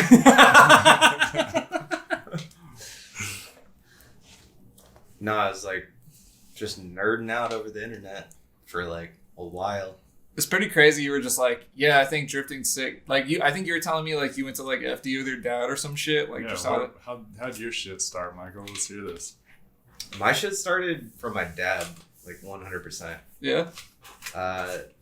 He would always, when we were younger, me and my brother, he would take us to the local like muscle car shows at this little drive-in diner. So they'd play like Beach Boys and shit. They would have Everybody's going surfing. They would have hula hoop contests. Like it was like full on Southern like muscle car meetup. Is this like in Atlanta or like? South of Atlanta south of Atlanta. And we would go to those, and I would always get a chili dog. Damn, fucking hell yeah. Pound it down, just be shirtless. Sick. Yeah. Did you have a shirt on? Yeah, I'd just be sick the whole time walking around looking at cars. Just dripping chili on your neck. Yeah. But like my dad's always been into muscle cars. Like he's had like Chargers and Camaros and shit. Like sick. He's been through many of them. So he'd always take us to those. So you're a huge disappointment when you got a 240. Yeah, I don't know. It's weird to think. It's like my son is gonna drive an El Camino, and that's it. Yeah, that's what it like. I would always look at like the fucking shiny engine blocks and shit. I was a little kid, so I always gravitated towards like the shiniest car. Meanwhile, my dad was looking at this like stock ass Camaro, and he's like, "Damn, this is so good." Like, look at those stock fuel lines from like the '60s. He's like a total restoration nerd. Nice. So I was always like, I'd be like holding his hand, obviously, so I was a little ass kid, but I'd be like dragging him to the next car that was like just like neon green and chrome and shit. Fucking like molded body lines and shit. Yeah. Hell yeah. And I would just like stare at it forever. But that's where like the car thing started for sure. And then I like got RC cars and started building models and all that shit. And then I don't know, I guess it was around when Fast and the Furious came out, but like Naoki came around. I feel like I don't know if that was before Fast and the Furious or not. It was the same era for sure. Yeah. But me and my brother like made him take us to a Naoki event. And he likes like restoration cars. Yeah. It was like the opposite. So what the fuck is this shit? Yeah. It was like he was dragging my hand like, let's get the fuck out of here. But yeah, Naoki is what like I was a little kid, so like those cars are way cooler. Yeah. It was like all the clear hood phase and like Yep. Dude, my dad was so fucking ignorant when I was like showing him like Import Tuner magazine. He's like, I can't even say the shit that he said about the cars. Like, he was not having it. Yeah, my dad was not into it, but he took us there. Which made it extra special. My dad fucking hates BMWs. That's why I got one. That's a long story, though. We'll get into that on the podcast right now. There was always like that one dude with a Camaro that went to Naoki. My dad, like, Beeline. He's like, hey, meet up at the Camaro in the back corner. Have fun, kids. Yeah, that's what got me into import cars for sure. And then, like, I don't know if you remember. Meet me at the El Camino on Hoosiers. Yeah. Mickey Thompson's. Do you remember Radio Shack came out with X mods? Yeah. That fucked me up. Yeah. Big time as a kid. My brother putting had body those. kits on RC cars. Dude, hell yeah. I started like painting them and stuff like that. What? Okay. That's what got me into the whole like, I want to make this look cool. Yeah. That's cool though. So the vehicle aesthetics were important. How'd you go from that to drifting though? Because like Naoki didn't really I think they had drifting in Naoki, but it was more like DC5 Integras with like fucking shaved door handles and shit. Nah, dude, they had Kazuya Bai was there in Komatsu. Really? In the Signal Auto cars. They came to Georgia? Yeah. What? I have developed Polaroid or the Kodak that you wind up. Yeah. I've like developed pictures of them from way back in the day. That's crazy. It was 2002. That's crazy. And that's when I was like, that's sick. Never seen that before. Yeah. And then just kind of went down that path. Like, I couldn't tell you what was the one thing that caused it or why I got into it, but yeah. So why'd you I just pick? know like those were the series of events that led up to it. So you just picked S chassis. That was it. You're like, I want this S14. Well, I wanted a S13 originally, but like we looked around and they were all just like shit. And I don't know, my dad was just like, I love my parents. Like my dad hooked it up. He was like, I wanted this flat black 180 that like we test drove it and it was like, just like going off the road, and I was like, I love this car. And He's I like, was like begging him to buy it for me. he's like, these fuel lines are not restored. Yeah. He's like hardcore restoration person, but Yeah. I was like stoked on it. I was like, let's do it. Like, this is the one. Yeah. And then we kept looking at different cars, and we looked at this red S14, the one I have now. Yeah. And I was like, I thought we were just like looking at it. Yeah. And then he just like basically surprised me with it. What? And I was How old are you? 17? I Sick. think. Yeah. Shout out Dad. That Fuck. changed my life. Shout out Papa Biglands. Yeah. And I was like, holy fuck, like, it was just crazy. I don't know. That's like what started the 240 thing for sure. Because obviously I got it and I started researching the shit out of them. Yeah. And then I was like, oh, I can't afford to do anything to it, so I'm going to start doing liveries. I mean, hey, worked out. Yeah. Getting fucking job offers from PS Taco. Debatably one of the best in the world, you know? Yeah, it's crazy. Just kind of all came together. Yeah. I'm still working on like being debatably the best in the world at something. I don't know what it is yet. It's not podcasting because I think Joe Rogan's going to have that fucking crown for a long time. And like 1,000, probably like 10,000 other people, 100,000 other people in front of me. Yeah. But like, you know, dude, I'm going to ride all my friends' coattails to the motherfucking top, dude. Why not, dude? I mean, like, some people say I have the coolest drift BMW, but that's like debatable. It's because you do. Appreciate Let's that. be real. That's true. Thanks. There's some cool ones out there. But Not cooler than mine, dude. I'm the yours is the fucking coolest. king, dude. King of being. If only I could like drive it the coolest. Fuck, your car drives so good, dude. Yeah. Yeah, you driving it and then seeing the picture of you like fucking smiling super hard driving it was like the ultimate like fuck yeah, because you know. Yeah. We out I was here. like, shit, I wish my car drove this good. It will soon. One of these days. Yeah. I'll get there. Should have let you drive it on East. When we go back to East, you gotta drive it on Dude, East. we killed them buds. Yeah. Already? Dude, do you want a 2 Oh, chicks? these are warm. We better shotgun one of these. Oh, trying to shotgun? These cans don't like it. No.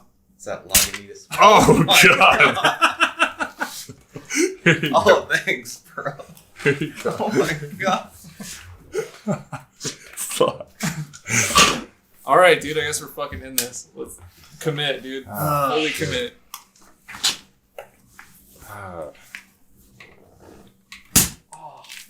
Dude, whoa. It's like fireworks. Dude, watch out for my fucking work computer, right? Don't tell him I'm using it to record podcasts. Oops. I've never shotgunned a fucking Lagunitas before. This is like the Bud Light of Lagunitas. Fucking Chuganitas, dude. Dude, what? They switched Also, hands? what he's doing right now is called a renegade. He's shoving his thumb through the beer can. Hey, Dylan taught me this. Yeah. Run. Shout out fucking Dylan, dude. Shout out to Dylan. Top off that radiator. It's a down under trick. Fucking cheers. Actually, I don't know who's fucking started it, but it works. Yep. I've never shotgun sitting down. This is gonna be bad.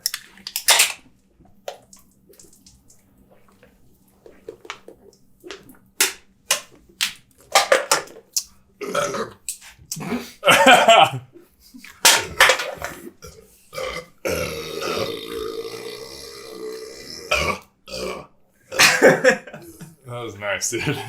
I just burped foam on my leg. This is gonna be the fucking grossest podcast ever. I know, right? You know what? So be it, dude. We're out here. You know? Alright. Alright, cool. So we got the origin stories down. Now what, dude? Let's talk about the future. Dude, let's talk about that. Let's get on to the future. Let's get on to the fucking future, Let's talk dude. about space. Alright. No, wait. So, Sorry. where are we at here? So me and Michael meet up. You guys scissored. Final Why'd bout you do one. that? I don't know. Fucking, you did the scissor hand motion. Whatever, dude. It's cool. We scissored. No one's judging. That was good, I'm man. supposed to tell people about that.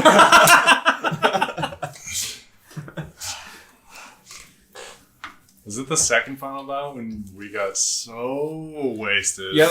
And Yes, I remember because I showed up a day late and Michael didn't even come to the event. Of course, we gotta talk about that story. Yep. Thanks, friend. Shout out, friend. Fran is Fran's Jason's fault. wife. Fran's fault No. that Jason puked at that ASB. Also, Yo, she's an instigator, dude. And it was She Jack likes- Daniels. she likes to get people fucked. She was up. handing me Yeah. whiskey shots. She also, Francesca, when she gets drunk, dude, she likes to instigate all kinds of debauchery. There's so much beer on me. Yeah, right Dude, now? I shotgunned Yeah. and it dripped onto the chair, and the chair's at an angle, so my crotch is just soaked. Fuck yeah, Dude, dude. fucking... Your taint's beard up. My fucking oil pan's leaking. What else you got, dude? Beery tank. Lead the way, Palmer. You're talking about Final Bout 2? Alright, so you went to Final Bout. Did you do anything else? Like, fucking sick. Final Bout again. You've been to Final Bout like 7 times. I don't know. Since then, we've just been trying to push our driving. I mean, Yeah. it's always been about the driving, number one for us. Yeah. Like having a stylish car is important, but I feel like it's about the whole thing. I feel like Super D, when Naoki came, things changed a little bit, and then I feel like when you guys went to Japan in 2017, that's when things changed like a lot. For us, for sure. Yeah. Yeah.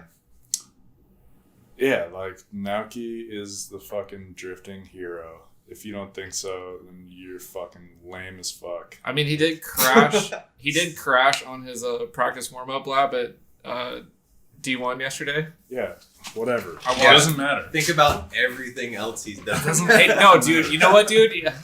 What? I'm not gonna lie. I was like sitting there on my couch, and they're like, Naoki crashed on his warm up lap, and I was like, fuck yeah, dude! I got a chance in this world to not suck the dick. I would be more surprised if he didn't. He has terrible luck in D1. Yeah, Like, true. He's also jank as fuck. Like, his cars are thrown together way worse than ours. Like, he fucking Dude. just rigs it together and makes it work. Which Yeah, is, he just welds with his eyes closed. Yeah, I mean...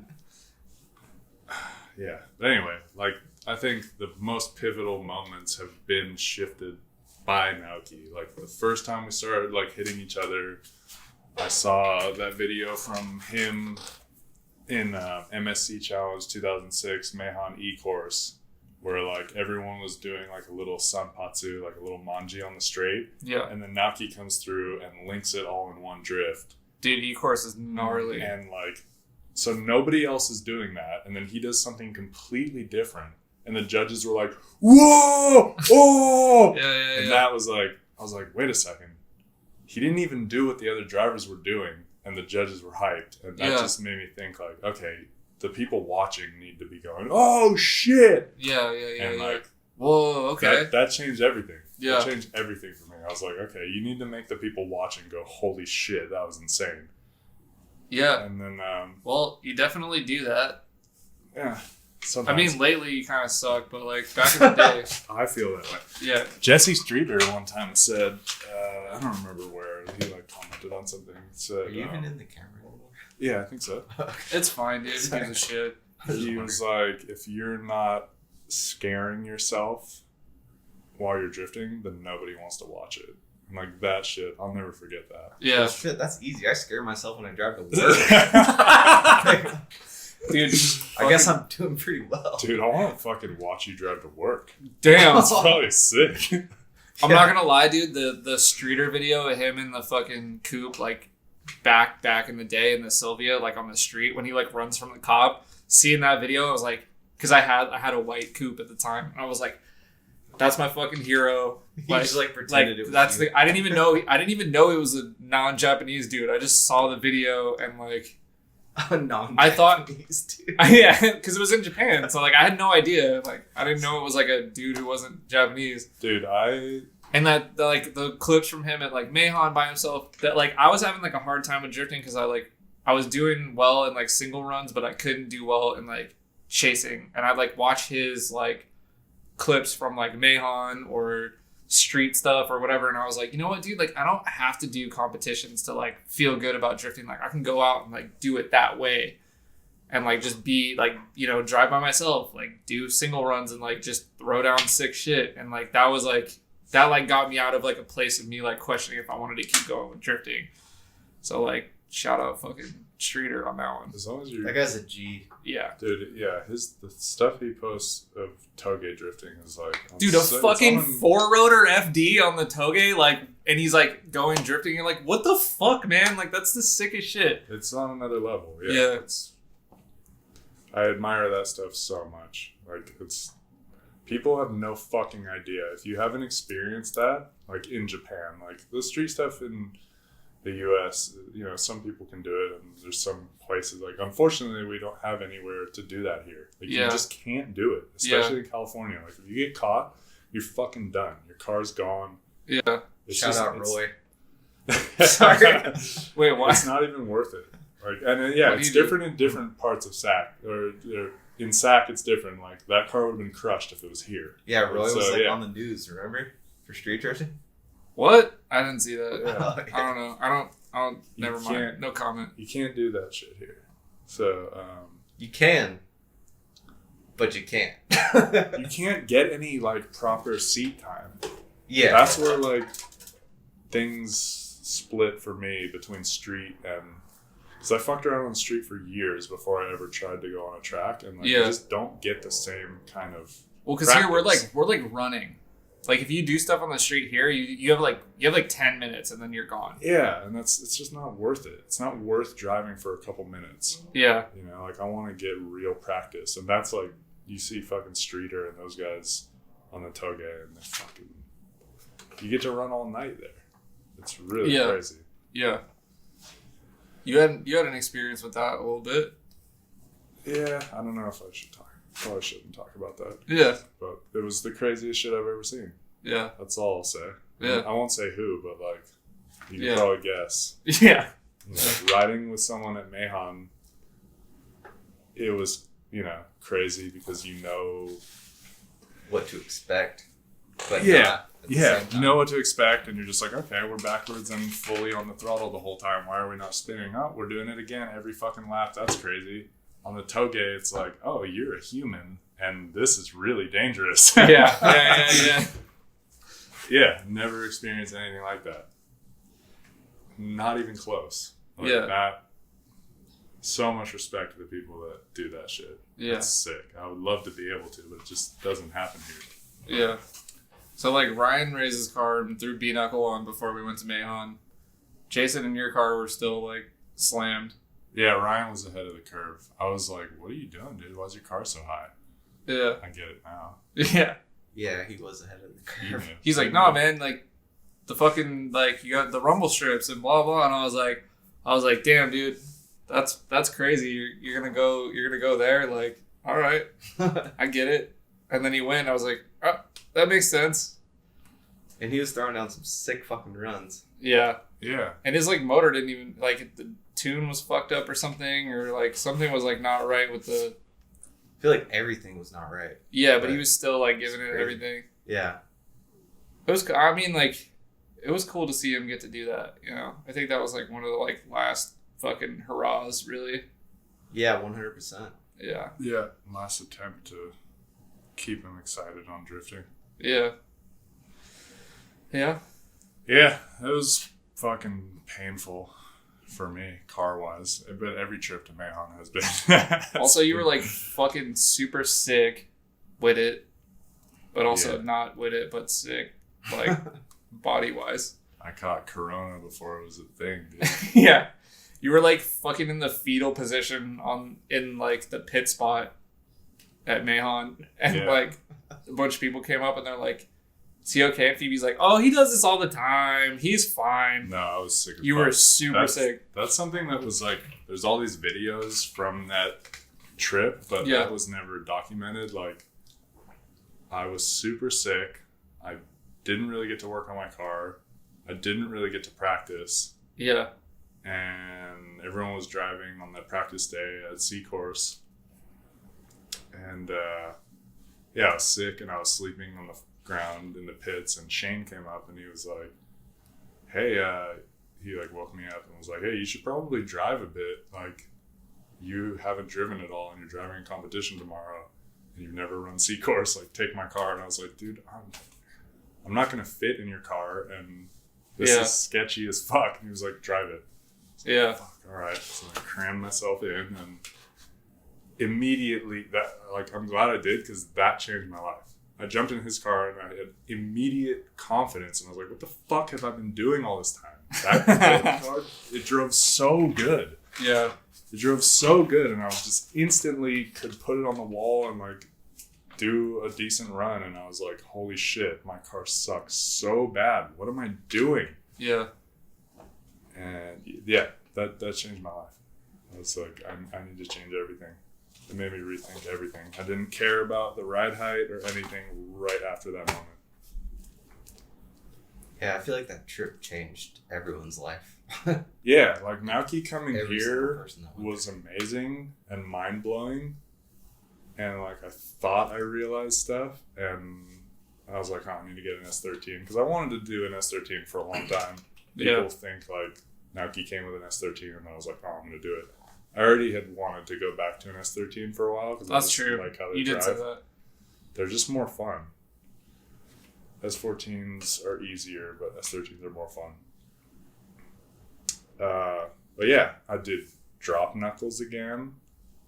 And I was like, oh, I'll run it a little higher, but I'll still run drop knuckles. Unlike the S14 that had like the raised subframe and notched rails and all this shit to make it drive decent while being low. I was like, I'll do go somewhere in the middle with the S13 and go kind of low. And like, then I took it to Mayhan and I was like, this car sucks. It was so bad. Yeah. It was so fucking bad. It was like, it wasn't responsive. It was like laggy. It was just everything. Like the steering was fucking wonky. It had like it had like grip in the like wrong places. It was just impossible to drive.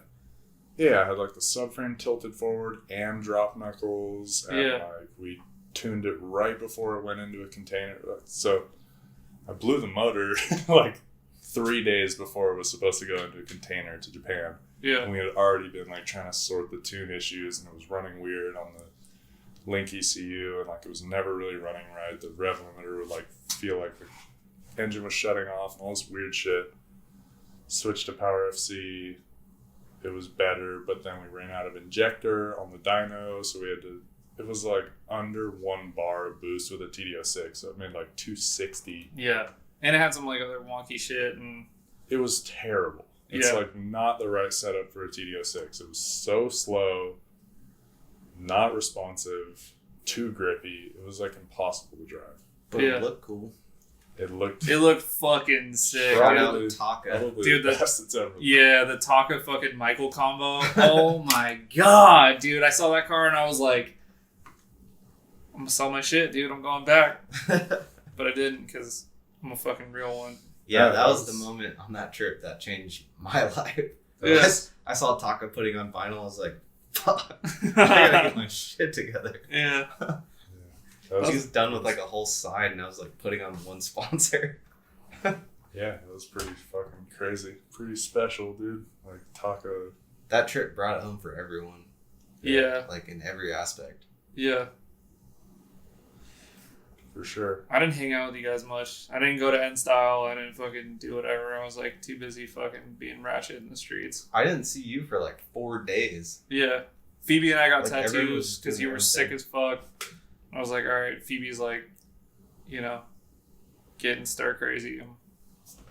They go get fucking zapped. We were sick. That was like one of the sickest sicknesses I ever had. Like it was, I don't know what it was. It was like a flu, cold, like fever. Well, you guys couldn't move for a whole day. You guys were like going hard beforehand, trying to make it there. Like not much sleep and like all kinds of travel. Yeah, that'll do it. It's a bad combo. Yeah.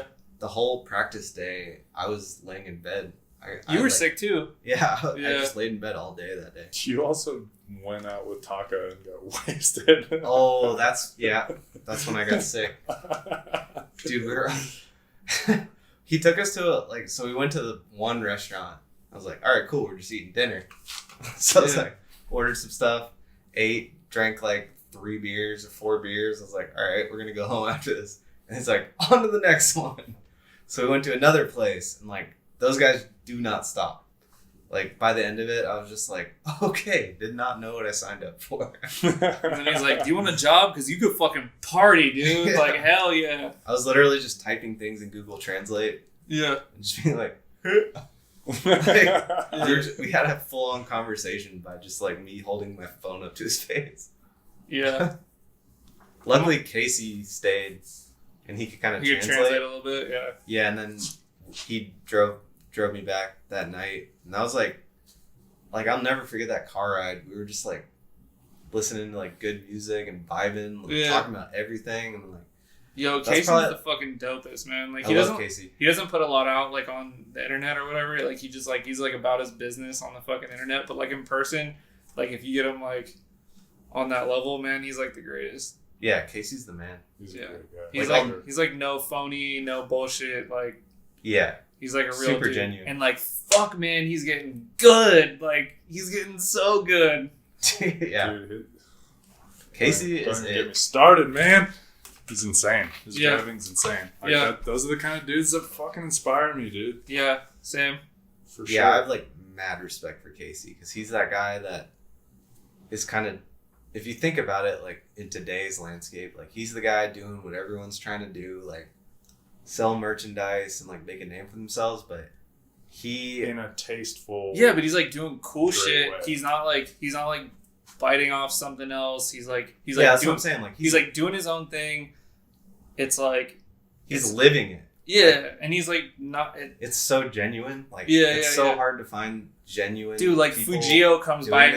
his like shop and like is like posting how dope his like living establishment is. Like, Yeah, but like most people don't know he was like living there without like being able to take a shower and shit for like a long time. Like Yeah. he just got like a water fucking catcher and shit so he can like shower and wash cars. Like, you know what I mean? Like, But most importantly, he drives super hard. I'm gonna go take a piss. yep.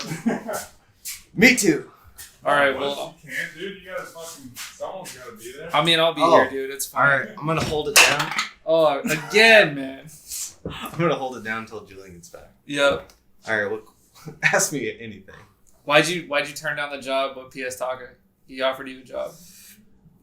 Whew, that's a deep one. You don't have to answer it like fully, but like, I'm gonna say because the main reason I would say is because I don't speak Japanese. yeah, that's real. Like, You could learn though. it's very difficult to move somewhere when you don't speak the language. Yeah. If he like just flip it, if he was English and like, or Yeah. not English, if he spoke English, Yeah. like I would have done it in a second. Yeah. But at the same time, like, He's not gonna learn English for you. You'd have to learn Japanese for him. yeah, well, yeah, I would want to. Obviously, like, Yeah. I'm moving to Japan. Like, Yeah. I wouldn't be like, hey, I'm here, learn English. That would be the most American thing ever. Yeah. You're like, these colors don't run, okay? Yeah. Crack one of these Bud Lights and you can fucking talk to me in English when you're ready. Yeah. But no, like, I took the opportunity and I tried to maintain a really good relationship. Yeah, and he's Man. cool as fuck too. Like, Yeah, Taka's super cool. all right, cool. You can talk to Julian. I gotta piss. Fuck you, dude. We were talking about Taka. Talking about Taka. Taka and Bout Taka. Dude, did we kill everything? How What? you doing on beers? I don't know. I feel like these are all empty. Well, It's fresh you, out. man. I guess I'm drinking something else. Talking about Taka. Yeah, Palmer was like, yeah, if you move there, would you make him learn English? It's like, fuck no. That's not how it works. Let's drink some fucking weird shit. These things are gross. Ah, man. Good thing you made these fancy little plates. Yeah. They make great Then there's coasters. a holder for your fucking 10 beers in there. Just because I don't put mine in the trash doesn't mean you have to judge me. Oh shit, this needs to be like not there. Ah. Cheers, man. Cheers, fruit cart. Fucking fruit tart. This kind of totally gross. I hope he's gonna edit this part out, right? Probably not. I'm literally only thinking about going to the bathroom right now. Yeah, dude. Chilling. So, what do you think about the state of your car right now?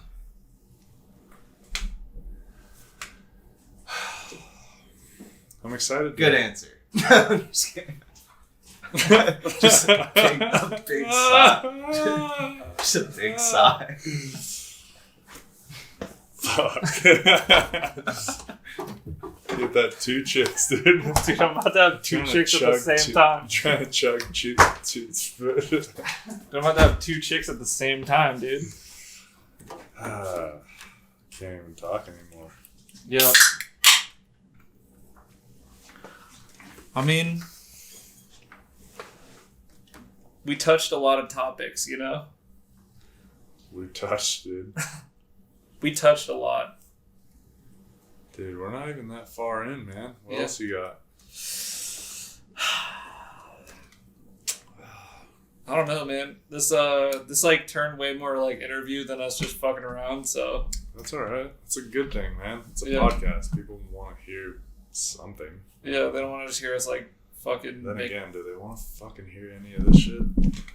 I mean, probably not, but it's okay. Not that many people are gonna listen to this, so. Nice. I'm not gonna listen to it. This is fucking disgusting, but amazing at the same time. Dude, who names a fucking drink 2 chicks? Is it so that you can drink 2 chicks at the same time? Like, I don't know. alright. They're kind of good. It's actually really good. Tastes like flowers and alcohol. Is your computer working? I don't know, but my phone's recording, so we'll be okay. That's cool. And your camera's working, so we got backups. Fucking backup niche. Right on. I mean, yeah. So like. Need to get my wood block. Sorry. Yep. Continue. All right. So Talking about 2 chicks. at the same time, have you seen Office Space? It's a great movie. Yes, I have. It's one of the best to ever do it. It's a classic. I went to the 20th anniversary where they like had all the people from the movie except Jennifer Aniston because she's definitely too famous. Really? Like Mike Judge was there and shit. Yeah, it was sick. They like played it in the theater and then they did like a Q&A after. What? Yeah, it was fucking cool. That's sick. Yeah, I feel like this block of wood is made for this. pretty much, man. If they take my stapler again, I'll have to burn down the building. And then he I got a does. fucking jumble gym. Jumble gym. Jumbo. A jumble gym. I got a jumble gym over you. I'm gonna get back in this bed. Get up in there, dude. Oh yeah. I'm getting good at this. Yeah. Can we just leave this here? Yeah. Indefinitely until Jason finishes building fucking Frankenstein SR. Speaking of sitting in an engine bay, what's your plans for the next motor, Julian? Well, Jason's been wanting to rebuild a motor, but I don't want to spend money on that, so we're going to take this nice SR. The one with 2 fucking holes in it Yeah. that the mic's mounted to and you're kicking it. Yeah. And then we're going to take the other old SR I have that has 2 broken pistons, and we're going to combine them. Nice. To do something for now. That should be pretty cool. Yeah. Are you going to run 26 pounds of boost on it? No. Okay. I'm going to turn the boost down a little. Nah, 25.9. Yeah. No, just something for now. Nice. I mean, okay. I see where you're going with this. Yeah. Temporary. Ah. Exquisite. Yeah. X to the X to the Z. X to the squiz. Exquisite. All right, so you've done graphics for Naoki and FD and D1, same shit. How dare you? You've done well. I fucked up. Like I was gonna say Adam LZ and FD and Naoki and D1. Wait, hold on. First of all, fucking Rio was your hero in the beginning. How'd that We go? can talk about that. Yeah, dude. Why not? Air out, dude. Let's go. All right. Rightfully so. His shit was pretty Sick. legendary. Yeah. I guess I'll just say like, I don't. Can I say this? What do you mean? You don't have to whatever say you. want. I don't want Tucker to hate me. Yeah, I You guess. said it earlier, dude. He doesn't speak English. No one's gonna. So obviously, I was like a huge nerd starting out, and think of the two Japanese designers that did the sickest shit. Yeah. It was Rio and Taka. Yeah. So at the time when we did Matsuri 1, Naoki was associated with Rio.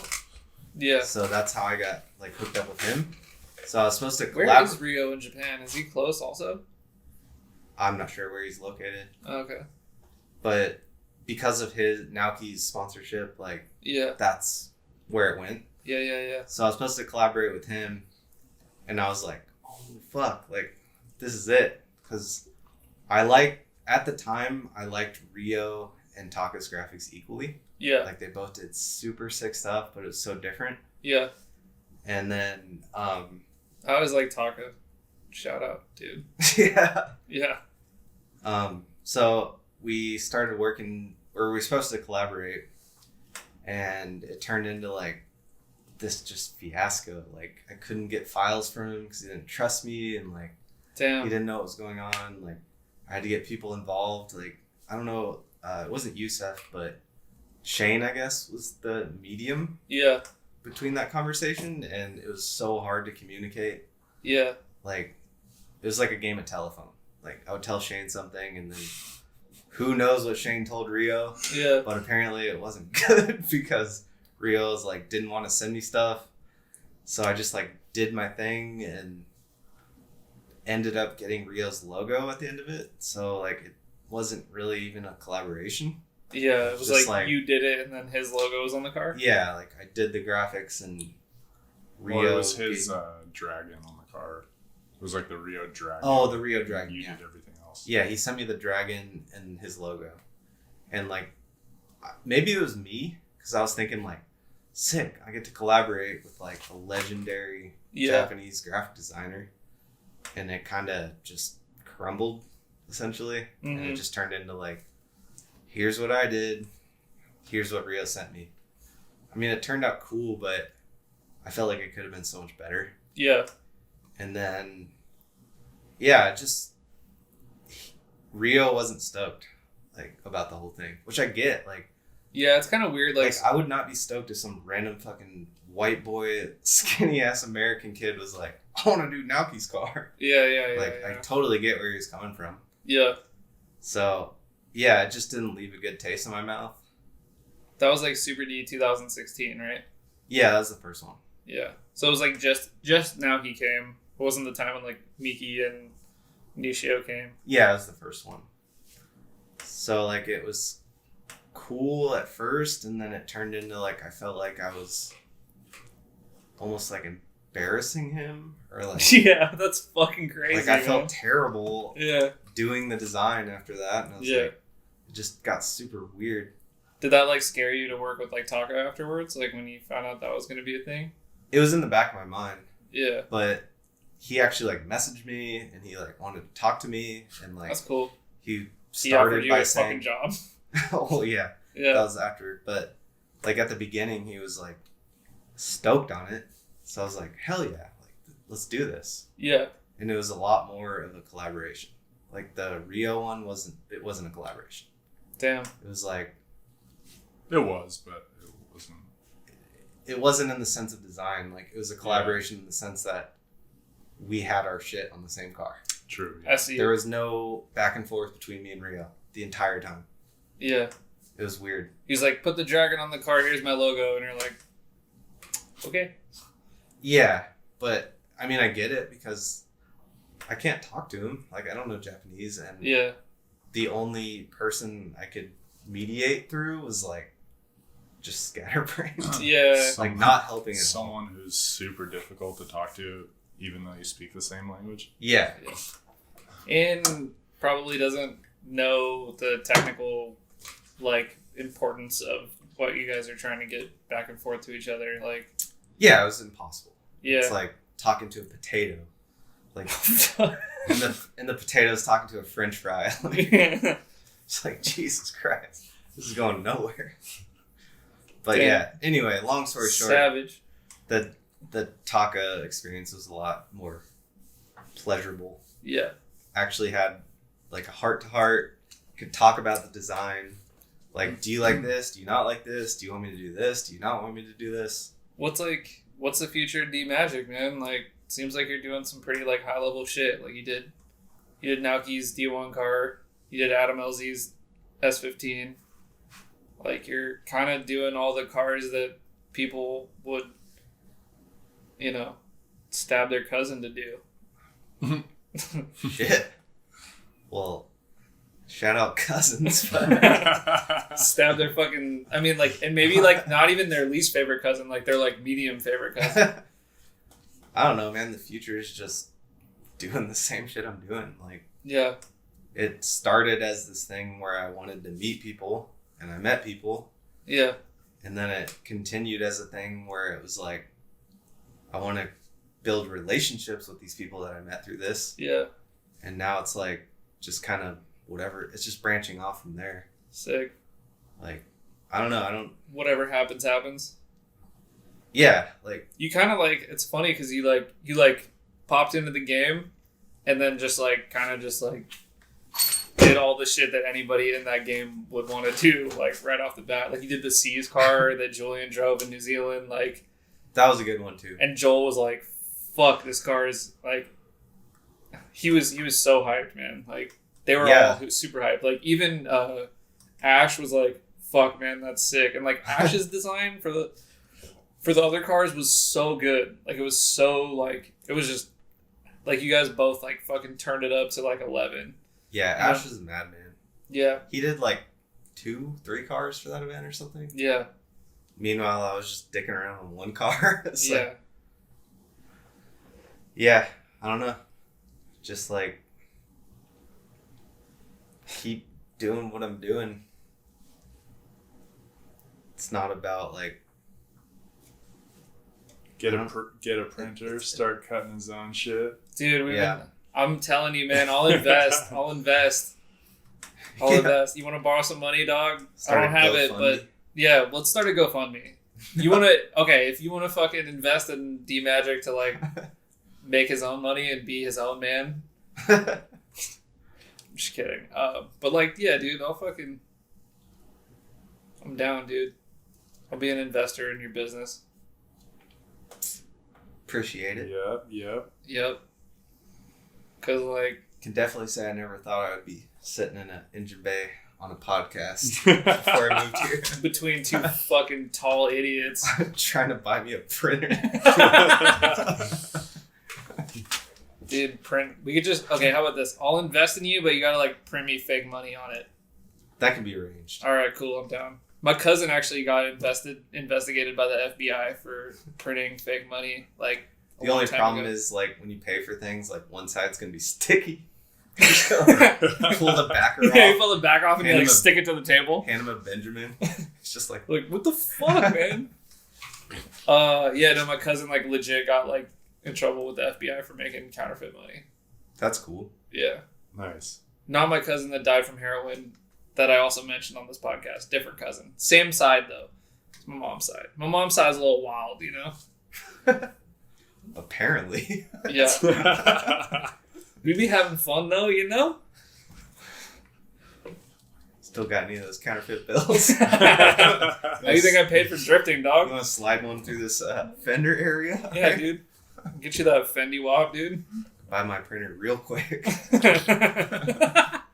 And then we could buy 10 more, dude. It's sick. And we're talking about counterfeiting money on the podcast. This is great.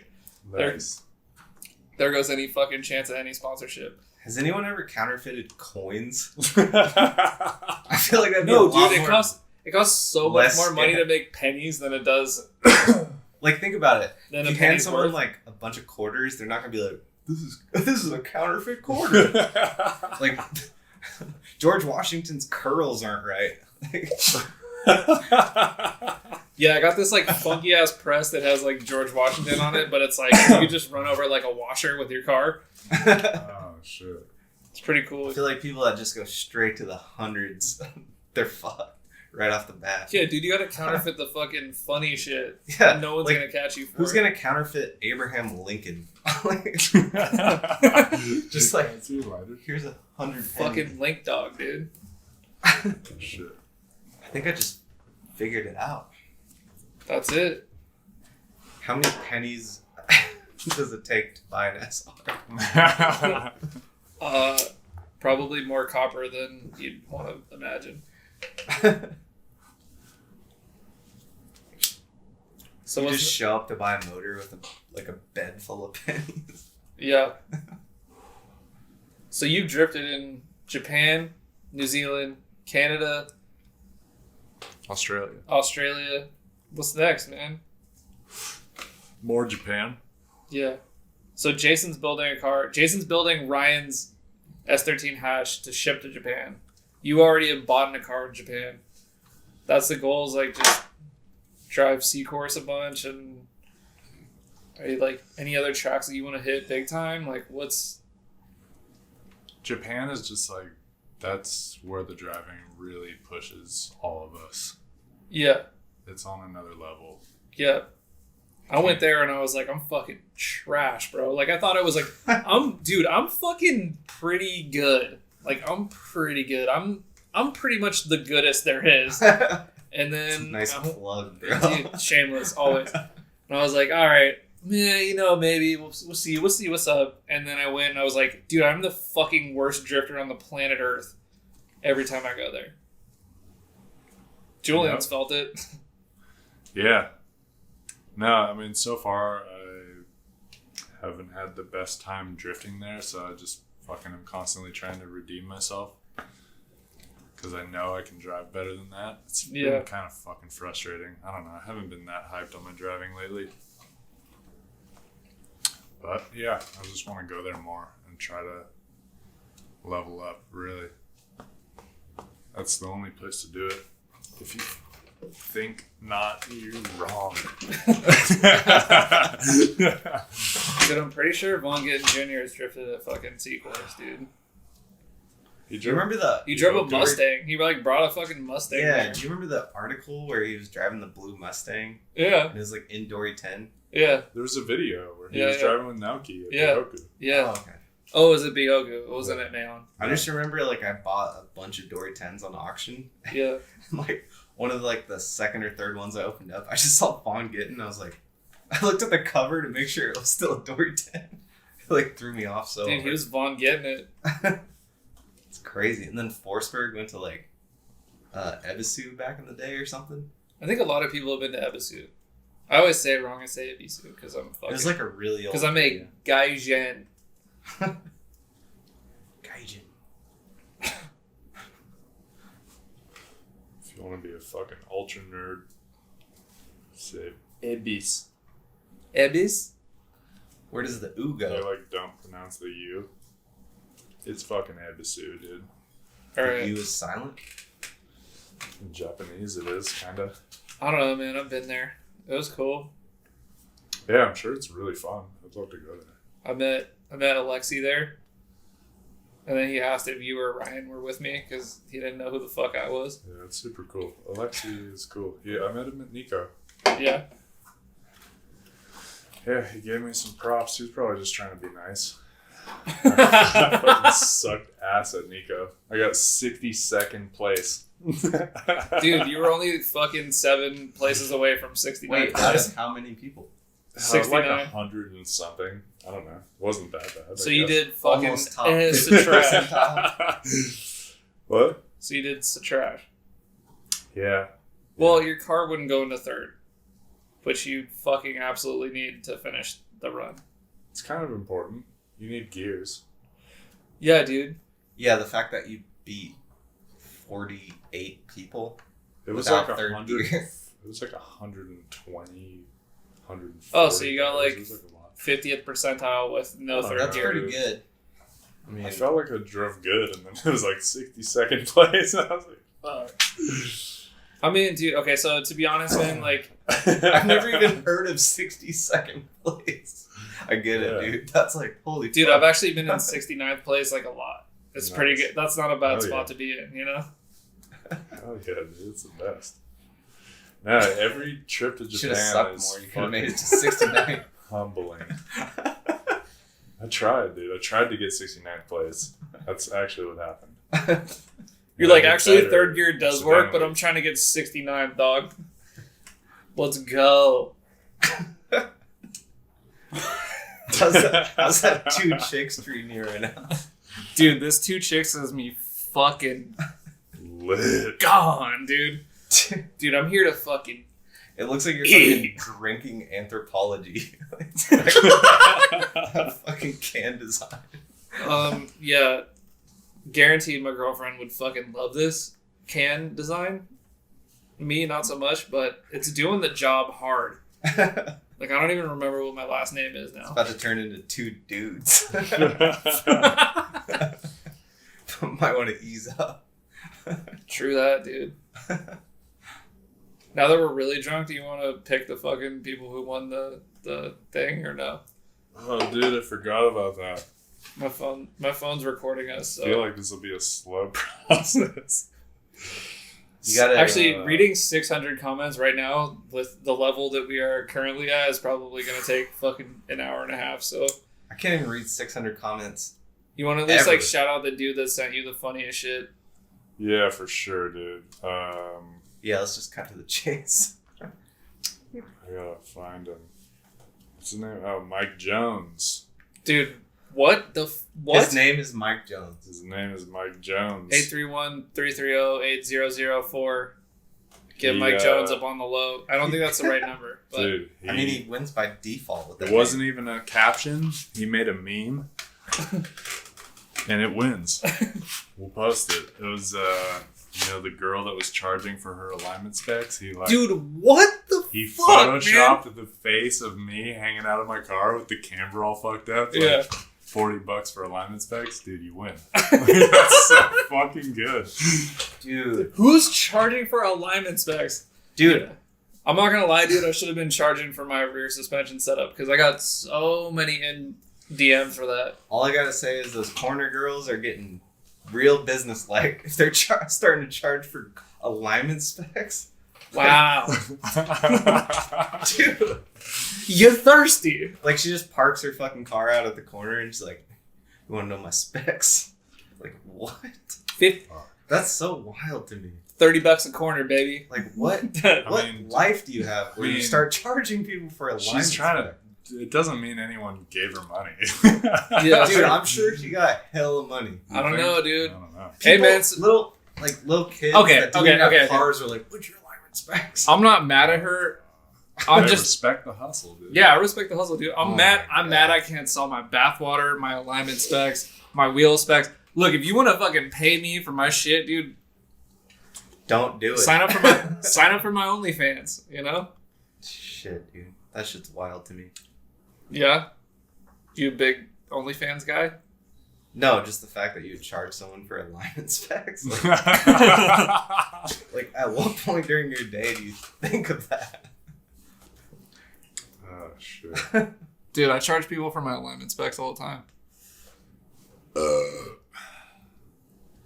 You couldn't even fucking charge people for your alignment specs because you have no idea what they are. You haven't aligned your car in 5 years. That's Yeah. the best part of that whole thing. People pay you to figure out your alignment specs. Dude. You're like, I guess I'll put it on a rack.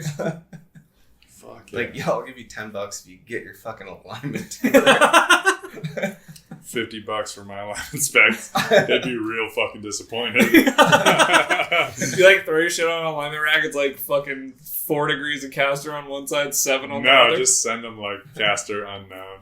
Tow out a little little bit. Just Front towing in the rear a little bit. just like you just send them a bunch of like plus and minus signs with no numbers. Looking like a fucking elementary school report card.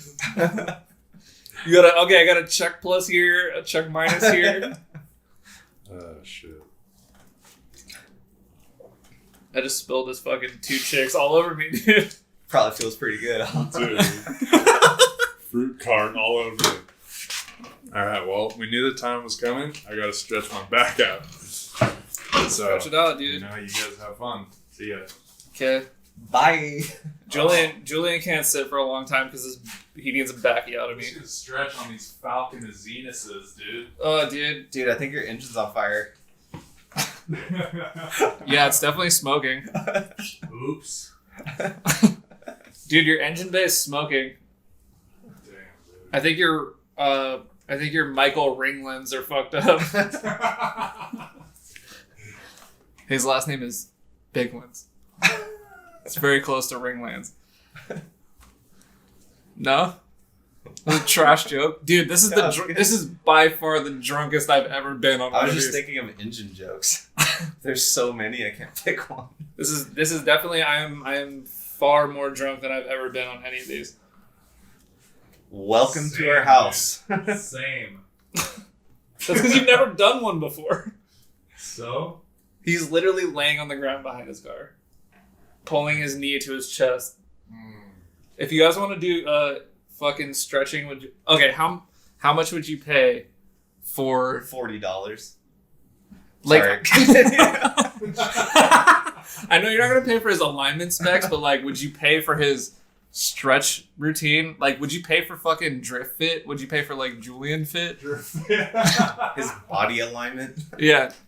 How much for Julian's body alignment? Final. Hey, dude, are you fucking toe in or what? Dude, I'm fucking.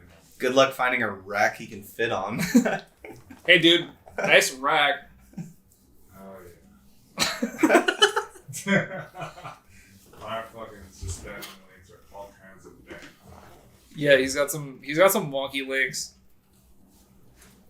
He needs better stance. No.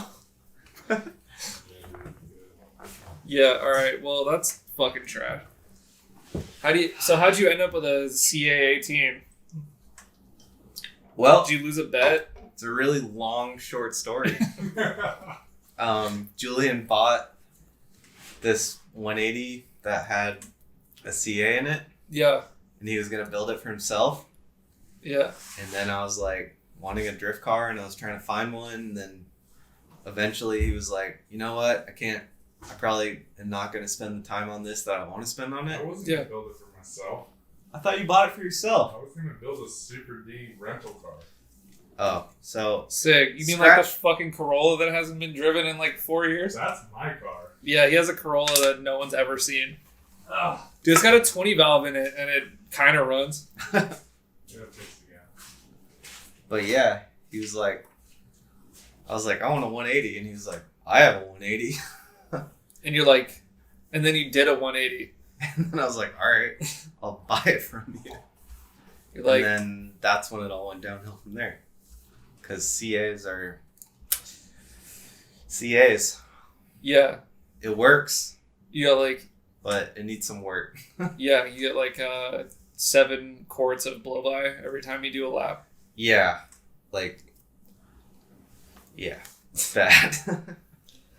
It's okay, man. We'll figure it out. I mean, you look good in it. It's fast. Thanks, man. Yeah, I try to look good in it. yeah.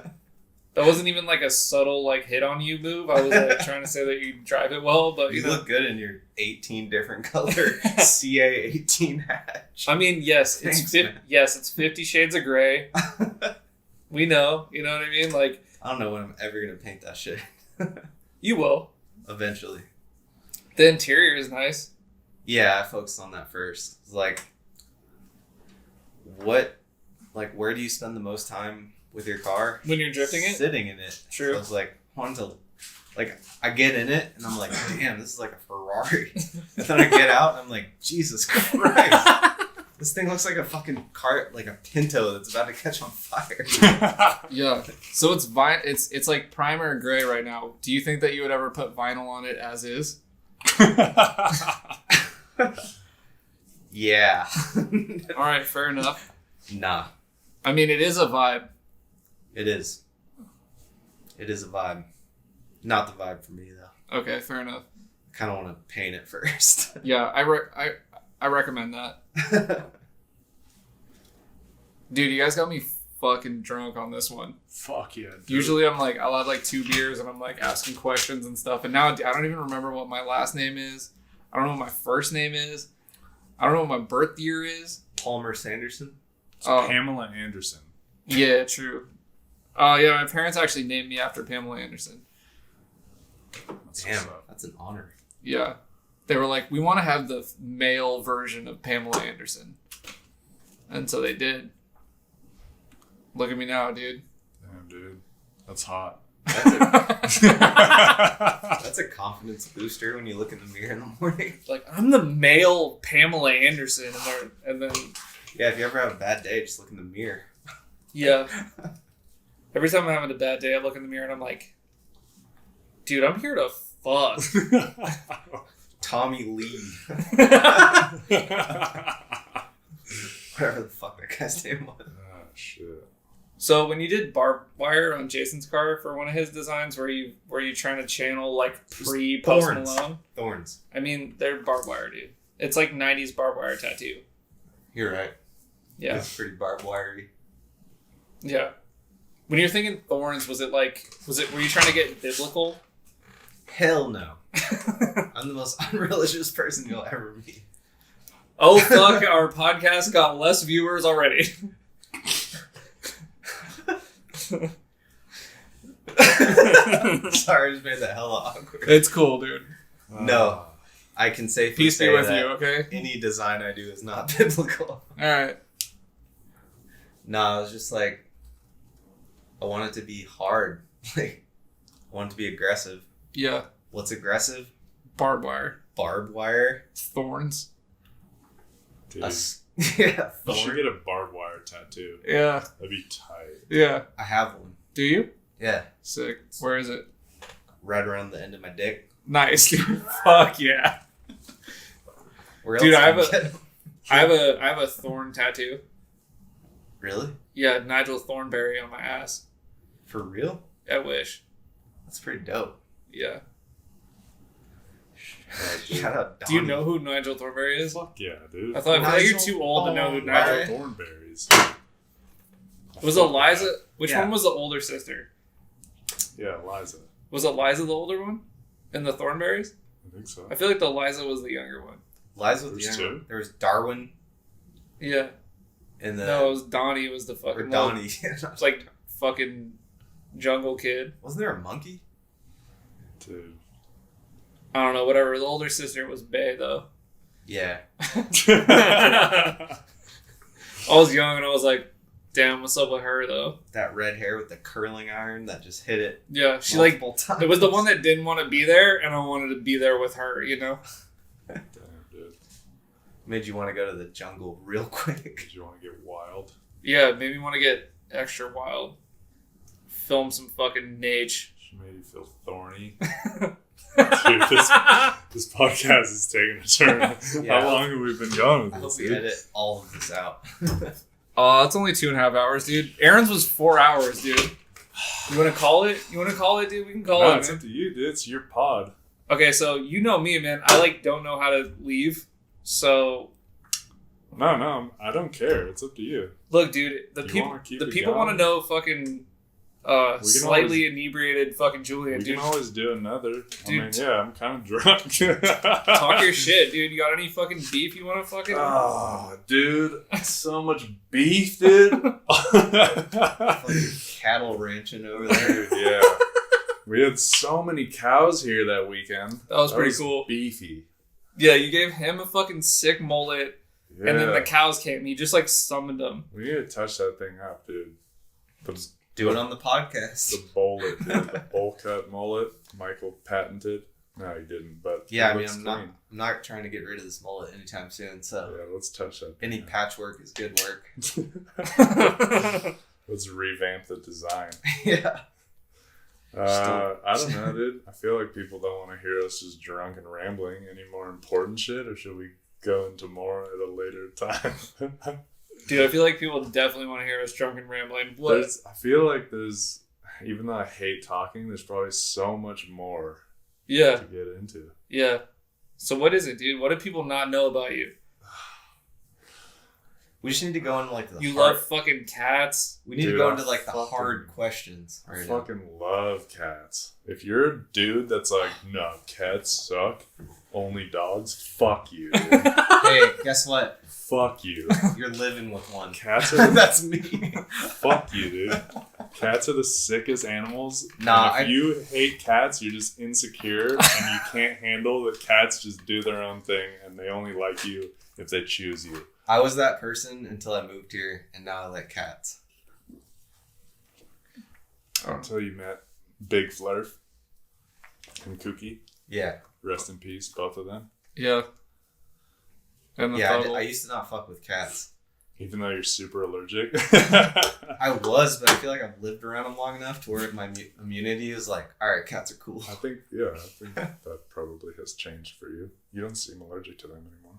No, I was like, it was bad when I moved here. Zeus loves Michael too, and he hates everyone. I mean, We're homies. that's because they match each other. What else, dude? What? Frogs? What else, dude? Are you Frogs? calling me a pussy? No. No, I'm saying, never mind. It's cool. Look, man. Oh, I get it. I'm fucking shy. Yeah, you fucking. Message received. You guys both hate people, but you like each other. Because you We both run under our bed guys. when too much is going on. Oh shit! You're How pretty. about frogs, dude? You and Aaron were talking about it. Dude, you're pretty much like, I feel like we could make like a fucking show. Like you could be if there was like a Drift Wild Boys, you'd be on it. It'd be like you and 2 Chains. Shane. Shout out to Shane. Shane. Yeah, Shane's on another level for me. He catches everything. He catches squirrels and shit. Yeah, what the fuck, dude? He's like the fucking animal He's just whisperer. more patient. I'm not that patient, but dude, I love catching frogs. Final Bout is like, it's like 80% Shawano frogs, like 15% driving, and fucking 5% car style for me. Yeah, I'm not gonna lie. The highlight of the last one was catching frogs. Yeah. Dude. Highlight for me was getting seaweed in the boat, fucking engine, and then Fran pulling it out because I was trying to do boat nuts. Boat nuts. Oh, dude, I left the drift event to go drive the fucking pontoon boat that came with the house that we rented. Oh yeah, I missed out on that. Wait, you wrap seaweed around the propeller? Yeah, but well, I was going a little hard with the boat, and then Francesca yelled at me. Oh. She let me know that you're not supposed to fucking do the same kind of stuff with boats. I overheated the boat motor and like wrapped seaweed around the fucking propeller. Damn, dude, that boat needed a Koyo rad. Yeah, Dude, the boat probably loved it. That's probably the most excitement that boat's seen ever. Yeah. Think about a Shawano boat. Like, It's they literally just like 6,000 acres of sit water. there. Actually, one of my favorite things was when you and I walked into the fucking convenience store and the fucking lady's like, "Oh, you looking for beer? That's a good. Not in Shawano, you don't. Not after 9. But Gotta if go you're down to John's One Stop, gotta head on down to John's One Stop down on County Road H. But watch out for deer, though." And literally, we will fucking quote that to this day. Forever. John's One Stop. John's One Stop sounds like a fucking whorehouse. No beer, not after 9. Yeah. Not in Shawano. John's One Stop sounds like somewhere you go when you're desperate. We went to John's One Stop and we attained the alcohol and then we consumed. And then Aaron drank a tadpole. Dude, it's so good. I'm so glad. Oh, I remember I'm that. so glad you guys told that story. That was great. Yeah, if you want to hear the fucking Aaron drinking a tadpole story, it's on the fucking Aaron We fucking played Chubby podcast. Bunny with large marshmallows too. Aaron beat me. I don't know how. I have a big mouth. Like I was a little embarrassed by that. What's up, dude? You I got started rethinking your mouth volume after that. Yeah, It's dude. like, fuck. dude? I gotta I need to up my I gotta mouth up my volume. Aaron's just like good at shit, and it Dude, sucks. fucking no joke, dude. Yeah, No kidding. yeah, But that's important. Like, we need.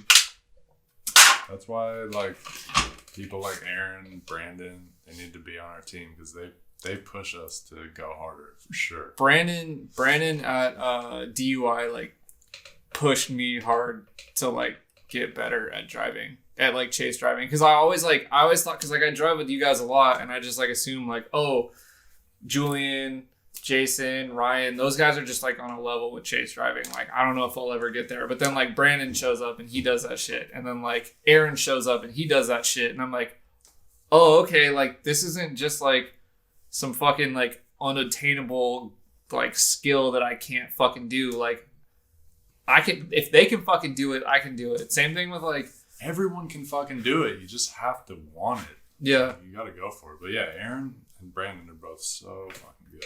yeah, Yeah. and they both have S chassis, so it's like kind of, you know.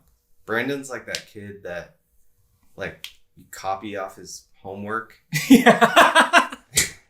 and then he, like, goes to become this, like, CEO. Yeah. Thanks for the support. Yeah. I don't know how to word that. But Brandon's a machine. yeah, He really Brandon's is. another fucking breed. Like, Yeah. Yeah, I mean that just makes me think like of the team stuff. Like, our team is such a good group of people. Like, Yeah.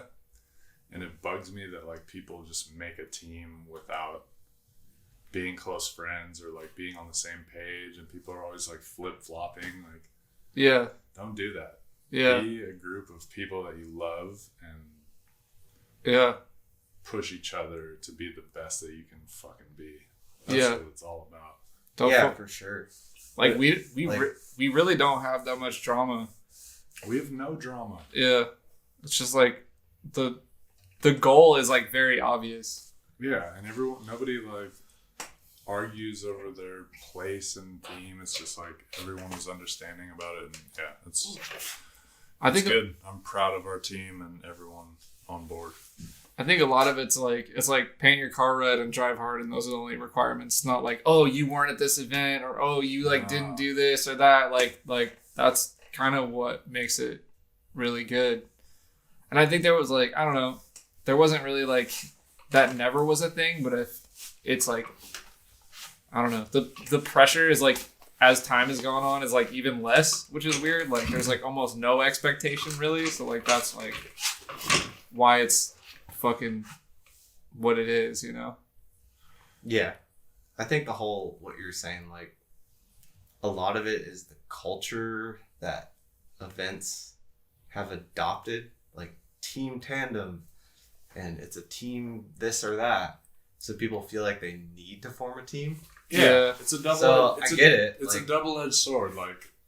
Like Final Bout. Like, I appreciate the shit that they've done as far as pushing people to have more stylish cars, and then at the same time, there's people who make teams that aren't even like friends, and they just make a team because they want to be a part of it. And it's like, those people aren't really necessarily doing it for the genuine reasons, and then, but whatever. I mean, yeah, it's but not that important. the best part of that is, yeah, they're a team when they form it, and then everyone forgets about them. Like, it doesn't Yeah. matter if you make some like temporary team, and then like That's true. people that At do, the end of yeah, the day. people that do it. Like, Yeah.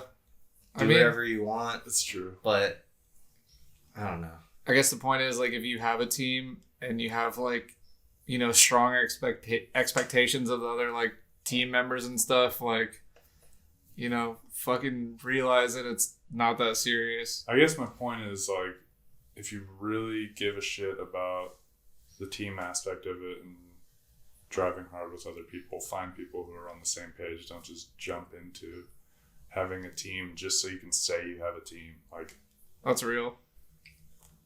make it, I don't know.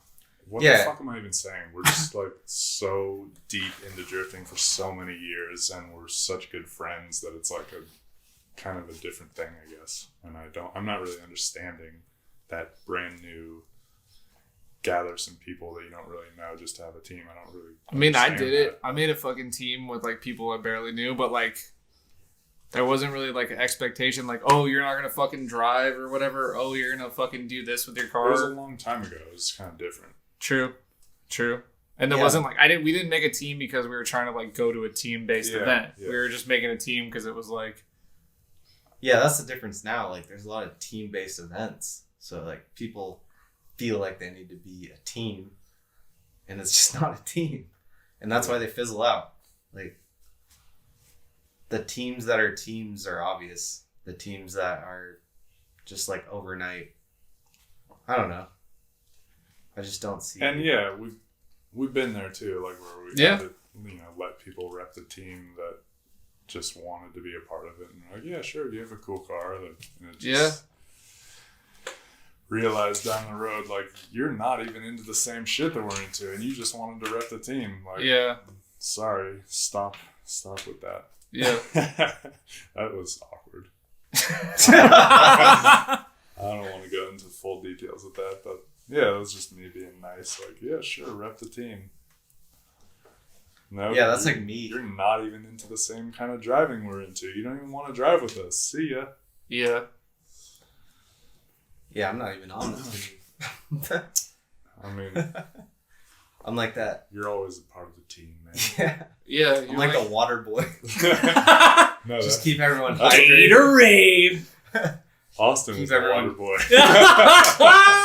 boy. No. Except he wasn't good at tackle. Well, he was good at tackling, but like he wasn't. I don't know how to explain it. It's okay. We don't have to go into detail on that one. I love Austin as a Wait, person. so I'm not the water boy? That's- No, Yeah. you're not the Am I water. the dude that brings like the frozen oranges? Dude, At now halftime? this is bothering me. I peeled off the fucking candy off of this little nub on the other side, and now I can't get it off that one. Well, dude, that one's half painted still. Dude, shut up. Hey, nice nub, nice candy nub. Really? That's the one thing that's bothering That's you right now? bothering you. Not the fact that I'm sitting in your engine bay. Not the fact that we're literally mounted a fucking podcast microphone to your engine block with 2 holes in it. Dude, that thing's still good. Dude, it's got a fucking sick ass piston. Dude, I'm sorry. Did I just pull this piece of your block apart? That's fucked up, dude. Dude, I'm sorry. That, Put shit- it back. Should I put it back? that thing was good. Should we weld it up? Just spit on it. Fucking, I hate cars. You like driving them? I love driving. Love driving. I hate cars. Yep, that's when I feel like I got it easy. Just gotta stare at a car on a screen. I don't have to actually work on it. I mean, but now you're working on your own car. It's coming out. Not really. Was working on it. Why'd you stop? Because I need to work on design stuff. Trying hauling ass getting paid, you know? Yeah. Yeah, you work on shit plenty. People have no fucking idea how much time you put into every design. It's Yeah. like, It was like a 6-month process for my car. it's retarded. Like, I wasn't working on it for 6 months though. I just gotta break that. 6-month process. Yeah. The The process. Yeah, people have no idea probably that Michael is like a huge part of Super D and the whole branding of it, and yeah, like getting you to simplify your work so you don't go crazy is a constant battle. And Yeah. Yeah. It's hard to do. Michael's a fucking machine that works way too. I don't even know. It's hard to explain. It is. I can't even explain it. Yeah, you fucking weirdo. He puts too much time into his fucking work, even when he doesn't have to, and that's what makes it so sick. but it's also a constant Frustrating. battle with Yeah. your friends and business partners. Yeah. My relationships are crumbling. No, they're not. I mean, you're chilling. Maybe. Yeah, engine bay. Yeah, dude. Literally. It's kind of nice. How many PSI are you, dude? About 69. Yeah, man. I don't know. I think Super D has been like a important thing to drifting in the US, right? Like you went to Chicago and like maybe not everybody was like on board, but I think like a lot of the people out there like wanted kind of that, and it seemed like Mike from Burst Speed kind of did like a similar event type and tried to carry it on. And that's awesome. I'm not like, I don't toot our horns much at all. I don't like to, but I think that Super D has had a positive impact on people's driving just because that's all that we give a shit about. And I think when we host events, it rubs off and people just want to push themselves. And yeah, it's always like unsure, we don't know what the fuck's going to happen when we take it to a new area. And it's always really sick. And the feedback is really good. And like the driving is always so surprising. I mean, every time. I drive with you guys at almost every event, right? But like at fucking Super D, I always leave feeling motivated or like lacking in my ability. You know what I mean? Like I always feel humbled or like motivated and or both, because like it's not just you guys, like you and Jason and fucking the rest of the team and like other people that I drive with locally, but then there's like other people from other places that show up and just like fucking put on a fucking clinic. Everyone drives so hard at the events, and like it's not, don't really tell people to. They just kind of fucking get it. And the way we set up the courses is something kind of different from most American drift events, and I think that's kind of what sets it apart. But the most noticeable thing about Midwest Trial was seeing people that drove that track a million times driving the layout that we set, and it was the sickest driving they've ever done, in my opinion. And people are hyped on it. That's all that matters to me. Like when people after the event are like, yeah, that was really sick, that's everything to me. Yeah. Like if they does that go back to the on... streeter shit? Like that streeter mentality? Like if you're driving scares you, it's like, Yeah, I mean that definitely ties into it. But yeah, I want to see people fucking push themselves. Yeah. That's all I fucking care about in drifting, really. Like, yeah. You can... Anyone with a chunk of money and a little bit of inspiration can have an amazing car. Yeah. But it takes really pushing yourself to drive hard and excite the people watching. I have like a pretty good car and I drive pretty okay, but like I feel it.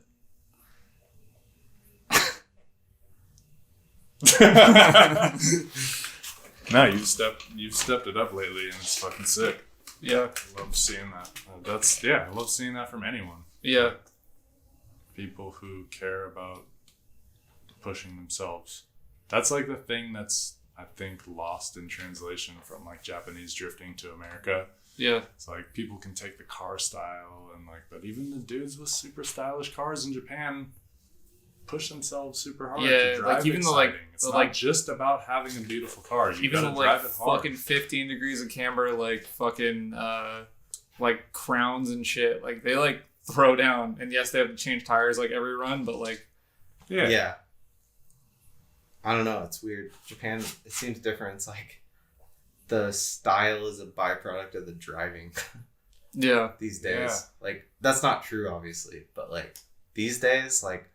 All the dudes that are building those crazy, like 326 cars, those guys can drive the fuck out of those cars. Yeah, that's exactly what I mean. And that's what's lost. Like, yeah, it's not just about having this beautiful car. You have to also push your driving. Yeah, and all those guys have been doing it for a really long time, and they just because their car looks like this doesn't mean they're not going to drive like that. I don't know. I'm terrible at explaining it, but yeah, it's hard to explain. But like, it's become like backwards. In a way.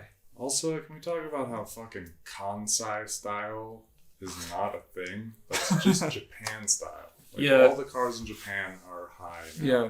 Like And they're Ebisu, higher in the front. at Ebisu, like I went in 2016. I went and like all the local dudes, like all the Japanese guys with their fucking wife and like 10-year-old son, and they're going out and fucking like jumping Minami with like a 500 horsepower S15 that like has like 2 sponsors on it or whatever. Like it's like just some like random fucking bogan dude from out there. Like his car was not low. Like there's not, and I don't know. It wasn't like, It's just like I don't even know where to begin, honestly. Like the whole style versus driving debate is so fucking old. Like yeah. I feel bad. I don't. people idolize Hibino and look at his Hachi with the fucking like red kanji on the side and the cream paint job, and they're like, "That's sick." And for some reason, for them, it's like that's ingrained in their mind. Like this is Hibino. Yeah. Did you see what he was driving at the last D1 event? Yeah. A Rocket Bunny S14 front. Yeah. That was with like orange and white. with like Ned Flanders. Who's talking about that? No one. Me. Like- It's sick. He fucking drives so hard. Yeah. He does. Yeah. But- Yeah. I'm saying like all the like No, I get it. Yeah. style nerds or whatever, like they don't recognize what these people that they idolize are driving now. They just like erase it from their memory and they're like, this is what this guy drives. Like this fucking car I'm seeing in a magazine. Like this is who this person is forever. It's dude. so weird to me. Like But like if everyone's just failing to recognize that everything's changing. yeah. But I mean, like, if that's your goal, if your goal is to have like a really fucking cool car and like drift it, and not like your main goal is not like to progress at driving, your main goal is to drift a cool car, like, so be it. You know what I mean? Yeah. That's what I'm saying, though. That's just like an American thing. Yeah. Because even the really stylish cars in Japan, they still drive way harder than most people here. Fair. Yeah, that's the thing. I don't know. It's a generalization. Like, I Yeah. don't want to be fucking another one of those dudes that's just grouping everyone together. But like, I just want to see people drive hard. Your car's slammed and stylish, or your car's fucking high and comp spec. And there's drive dude, hard. and there's fucking On all ends of it. and there's absolutely people here with super stylish slam cars that drive hard as fuck. 100%. Yeah. 100%. Yeah. Simba, Fucking- my Dom Yeah. was at Super D when we ran Thunderhill East. He was entering the same fucking speeds we were. yeah, the And his best shit is entries on of the Bay. ground, dude. It's Yeah. like NA fucking Z, NA Z32 on the ground with like hella camber, and he was throwing fucking gnarly entries. Yeah, Like, I love that. I yeah, love that shit, and I don't even look at Dom's car and go, "Ooh, look at how low it is." I just see it awesome driving and go, Yeah. "Fuck yeah." yeah, That's all it is. I don't Yeah. know. I'm just Fucking legend, I'm mate. just nerding out on the progression of drifting and what's happened to us with being slammed and then being high. Like, I think it's sick. it's just, I just want to see people drive hard. I think That's it's all sick it is. that people like Dom Yeah. can have their car set up like that and still fucking throw down big time. Oh, you know absolutely. what I mean? Like, Yeah. 'Cause and like we were- that's exciting to watch too, man. I feel like the whole slam versus high cars is like just the oldest argument. Like, Yeah, Yeah. why are people even talking about that? it's kind of stuff? silly. Don't even focus on it. Like, You know? obviously, America's way behind Japan, and everything trickled over, and we're going through the same shit they're going through. Yeah, They have those like showing or like the stance drift events. Like yeah, that's what it is now. Like yeah, you're into this, cool. Here's your event. You're into this, here. Cool. Here's your event. yeah, Like it's not one thing. yeah, Especially in America. America's fucking huge. yeah, It Like might be lame to some people, but I always compare it to skateboarding. And I feel like it's the perfect comparison because you're not going to see a street skate guy go do a vert comp. They're yeah, both skateboarding, yeah, but they're in completely different worlds. Yeah. And it's okay. yeah, yeah. You know? I mean, skateboarding aside, just look at what Japan is now.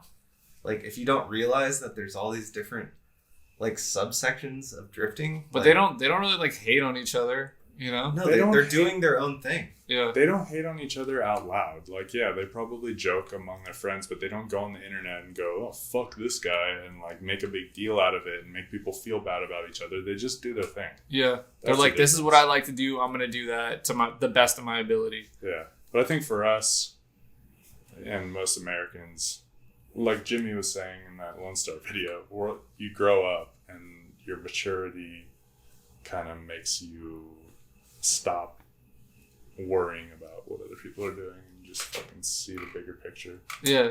Yeah, I feel like they're just even videos like that. It just makes people think that it's all one thing.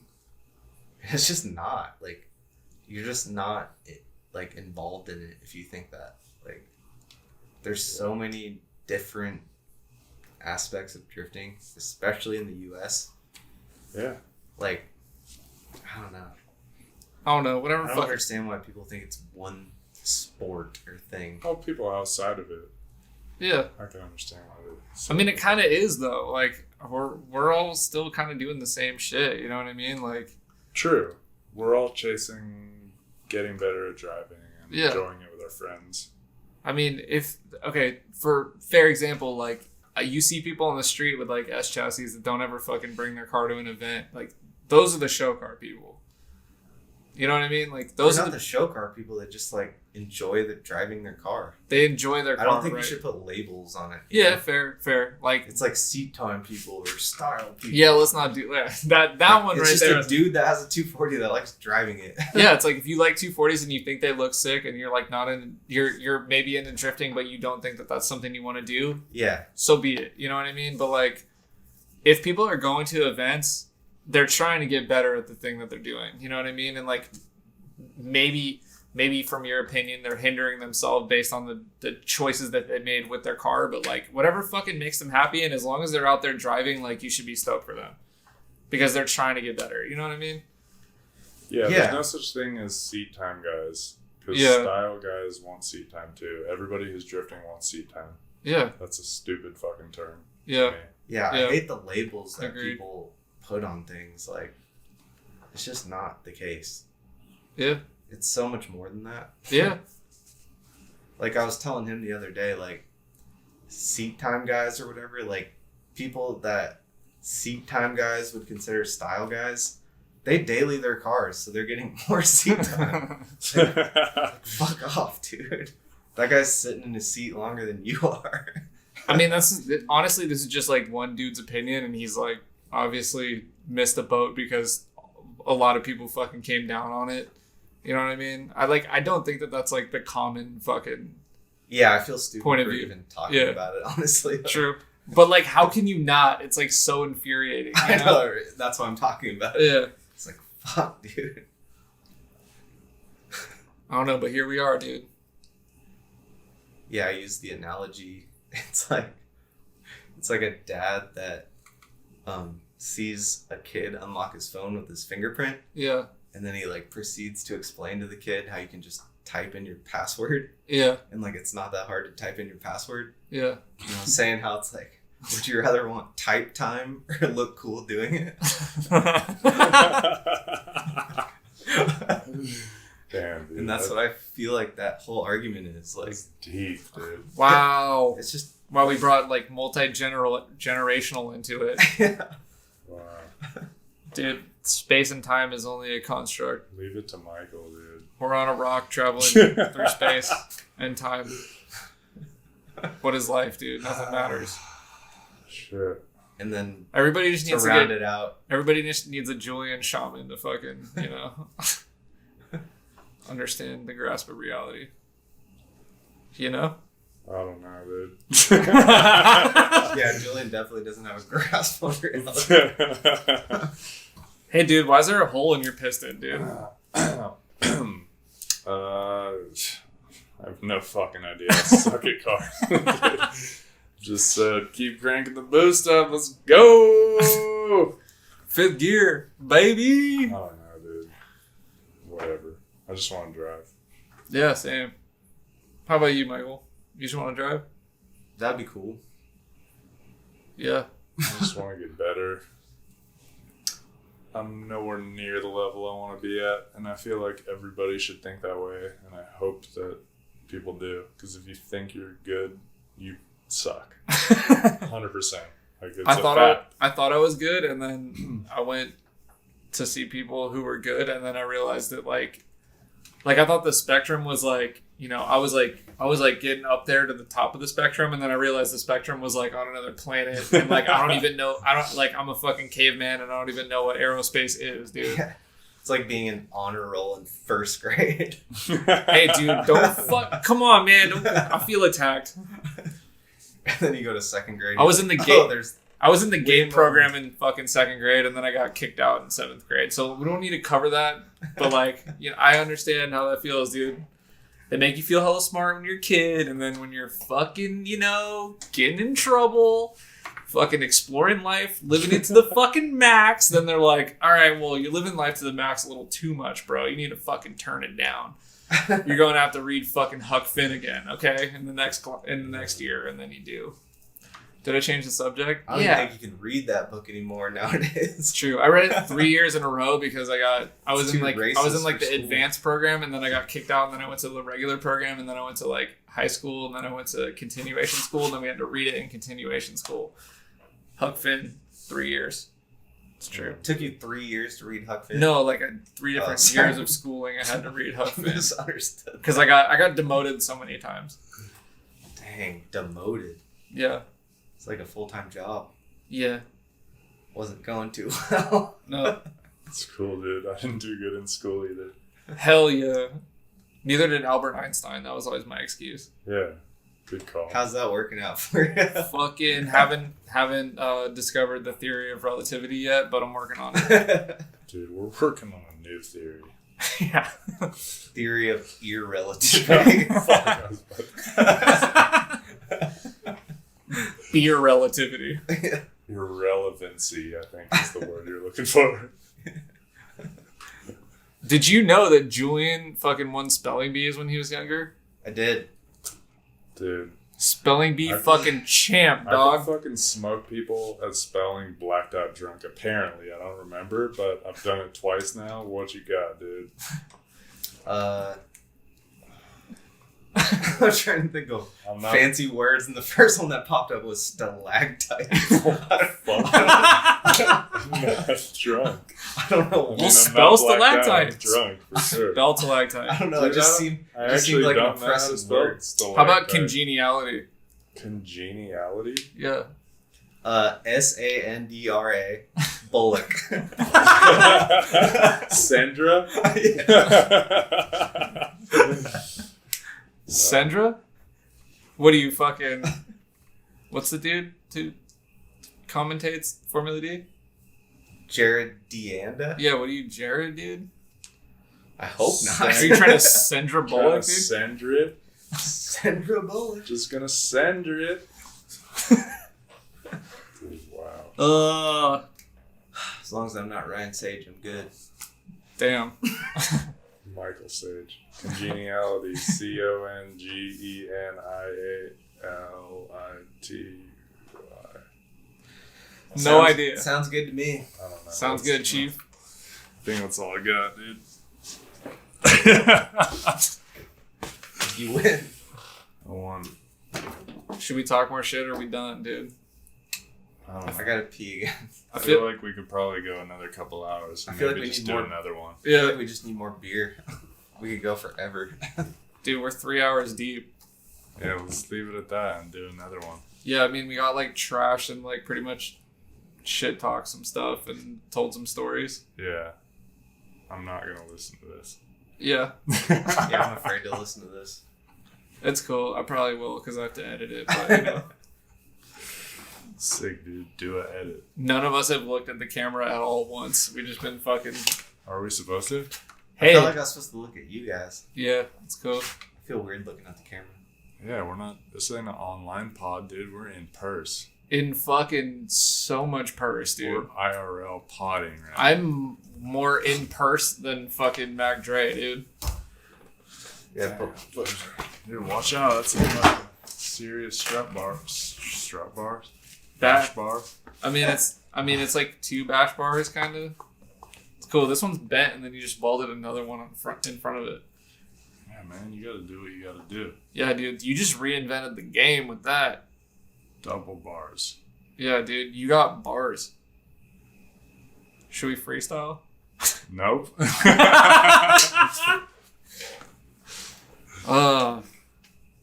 Damn, we got trashed. Where am I? I don't know. Well, fucking thanks. For what? Letting me come to your house and set up all this shit and then dude. fucking getting drunk with you and then bullshitting. You don't have to thank me for that, man. You Yeah, can do dude, that anytime. Because we do that fucking all the time. Yeah. Minus the fucking me setting shit up connected to your fucking blunt engine block. Yeah. We'll see how much people hate this one and consider a second one. Be like, damn, bro, that one was fucking trash.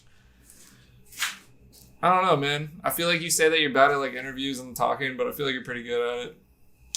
I don't know. Nope. Nope. Still convinced?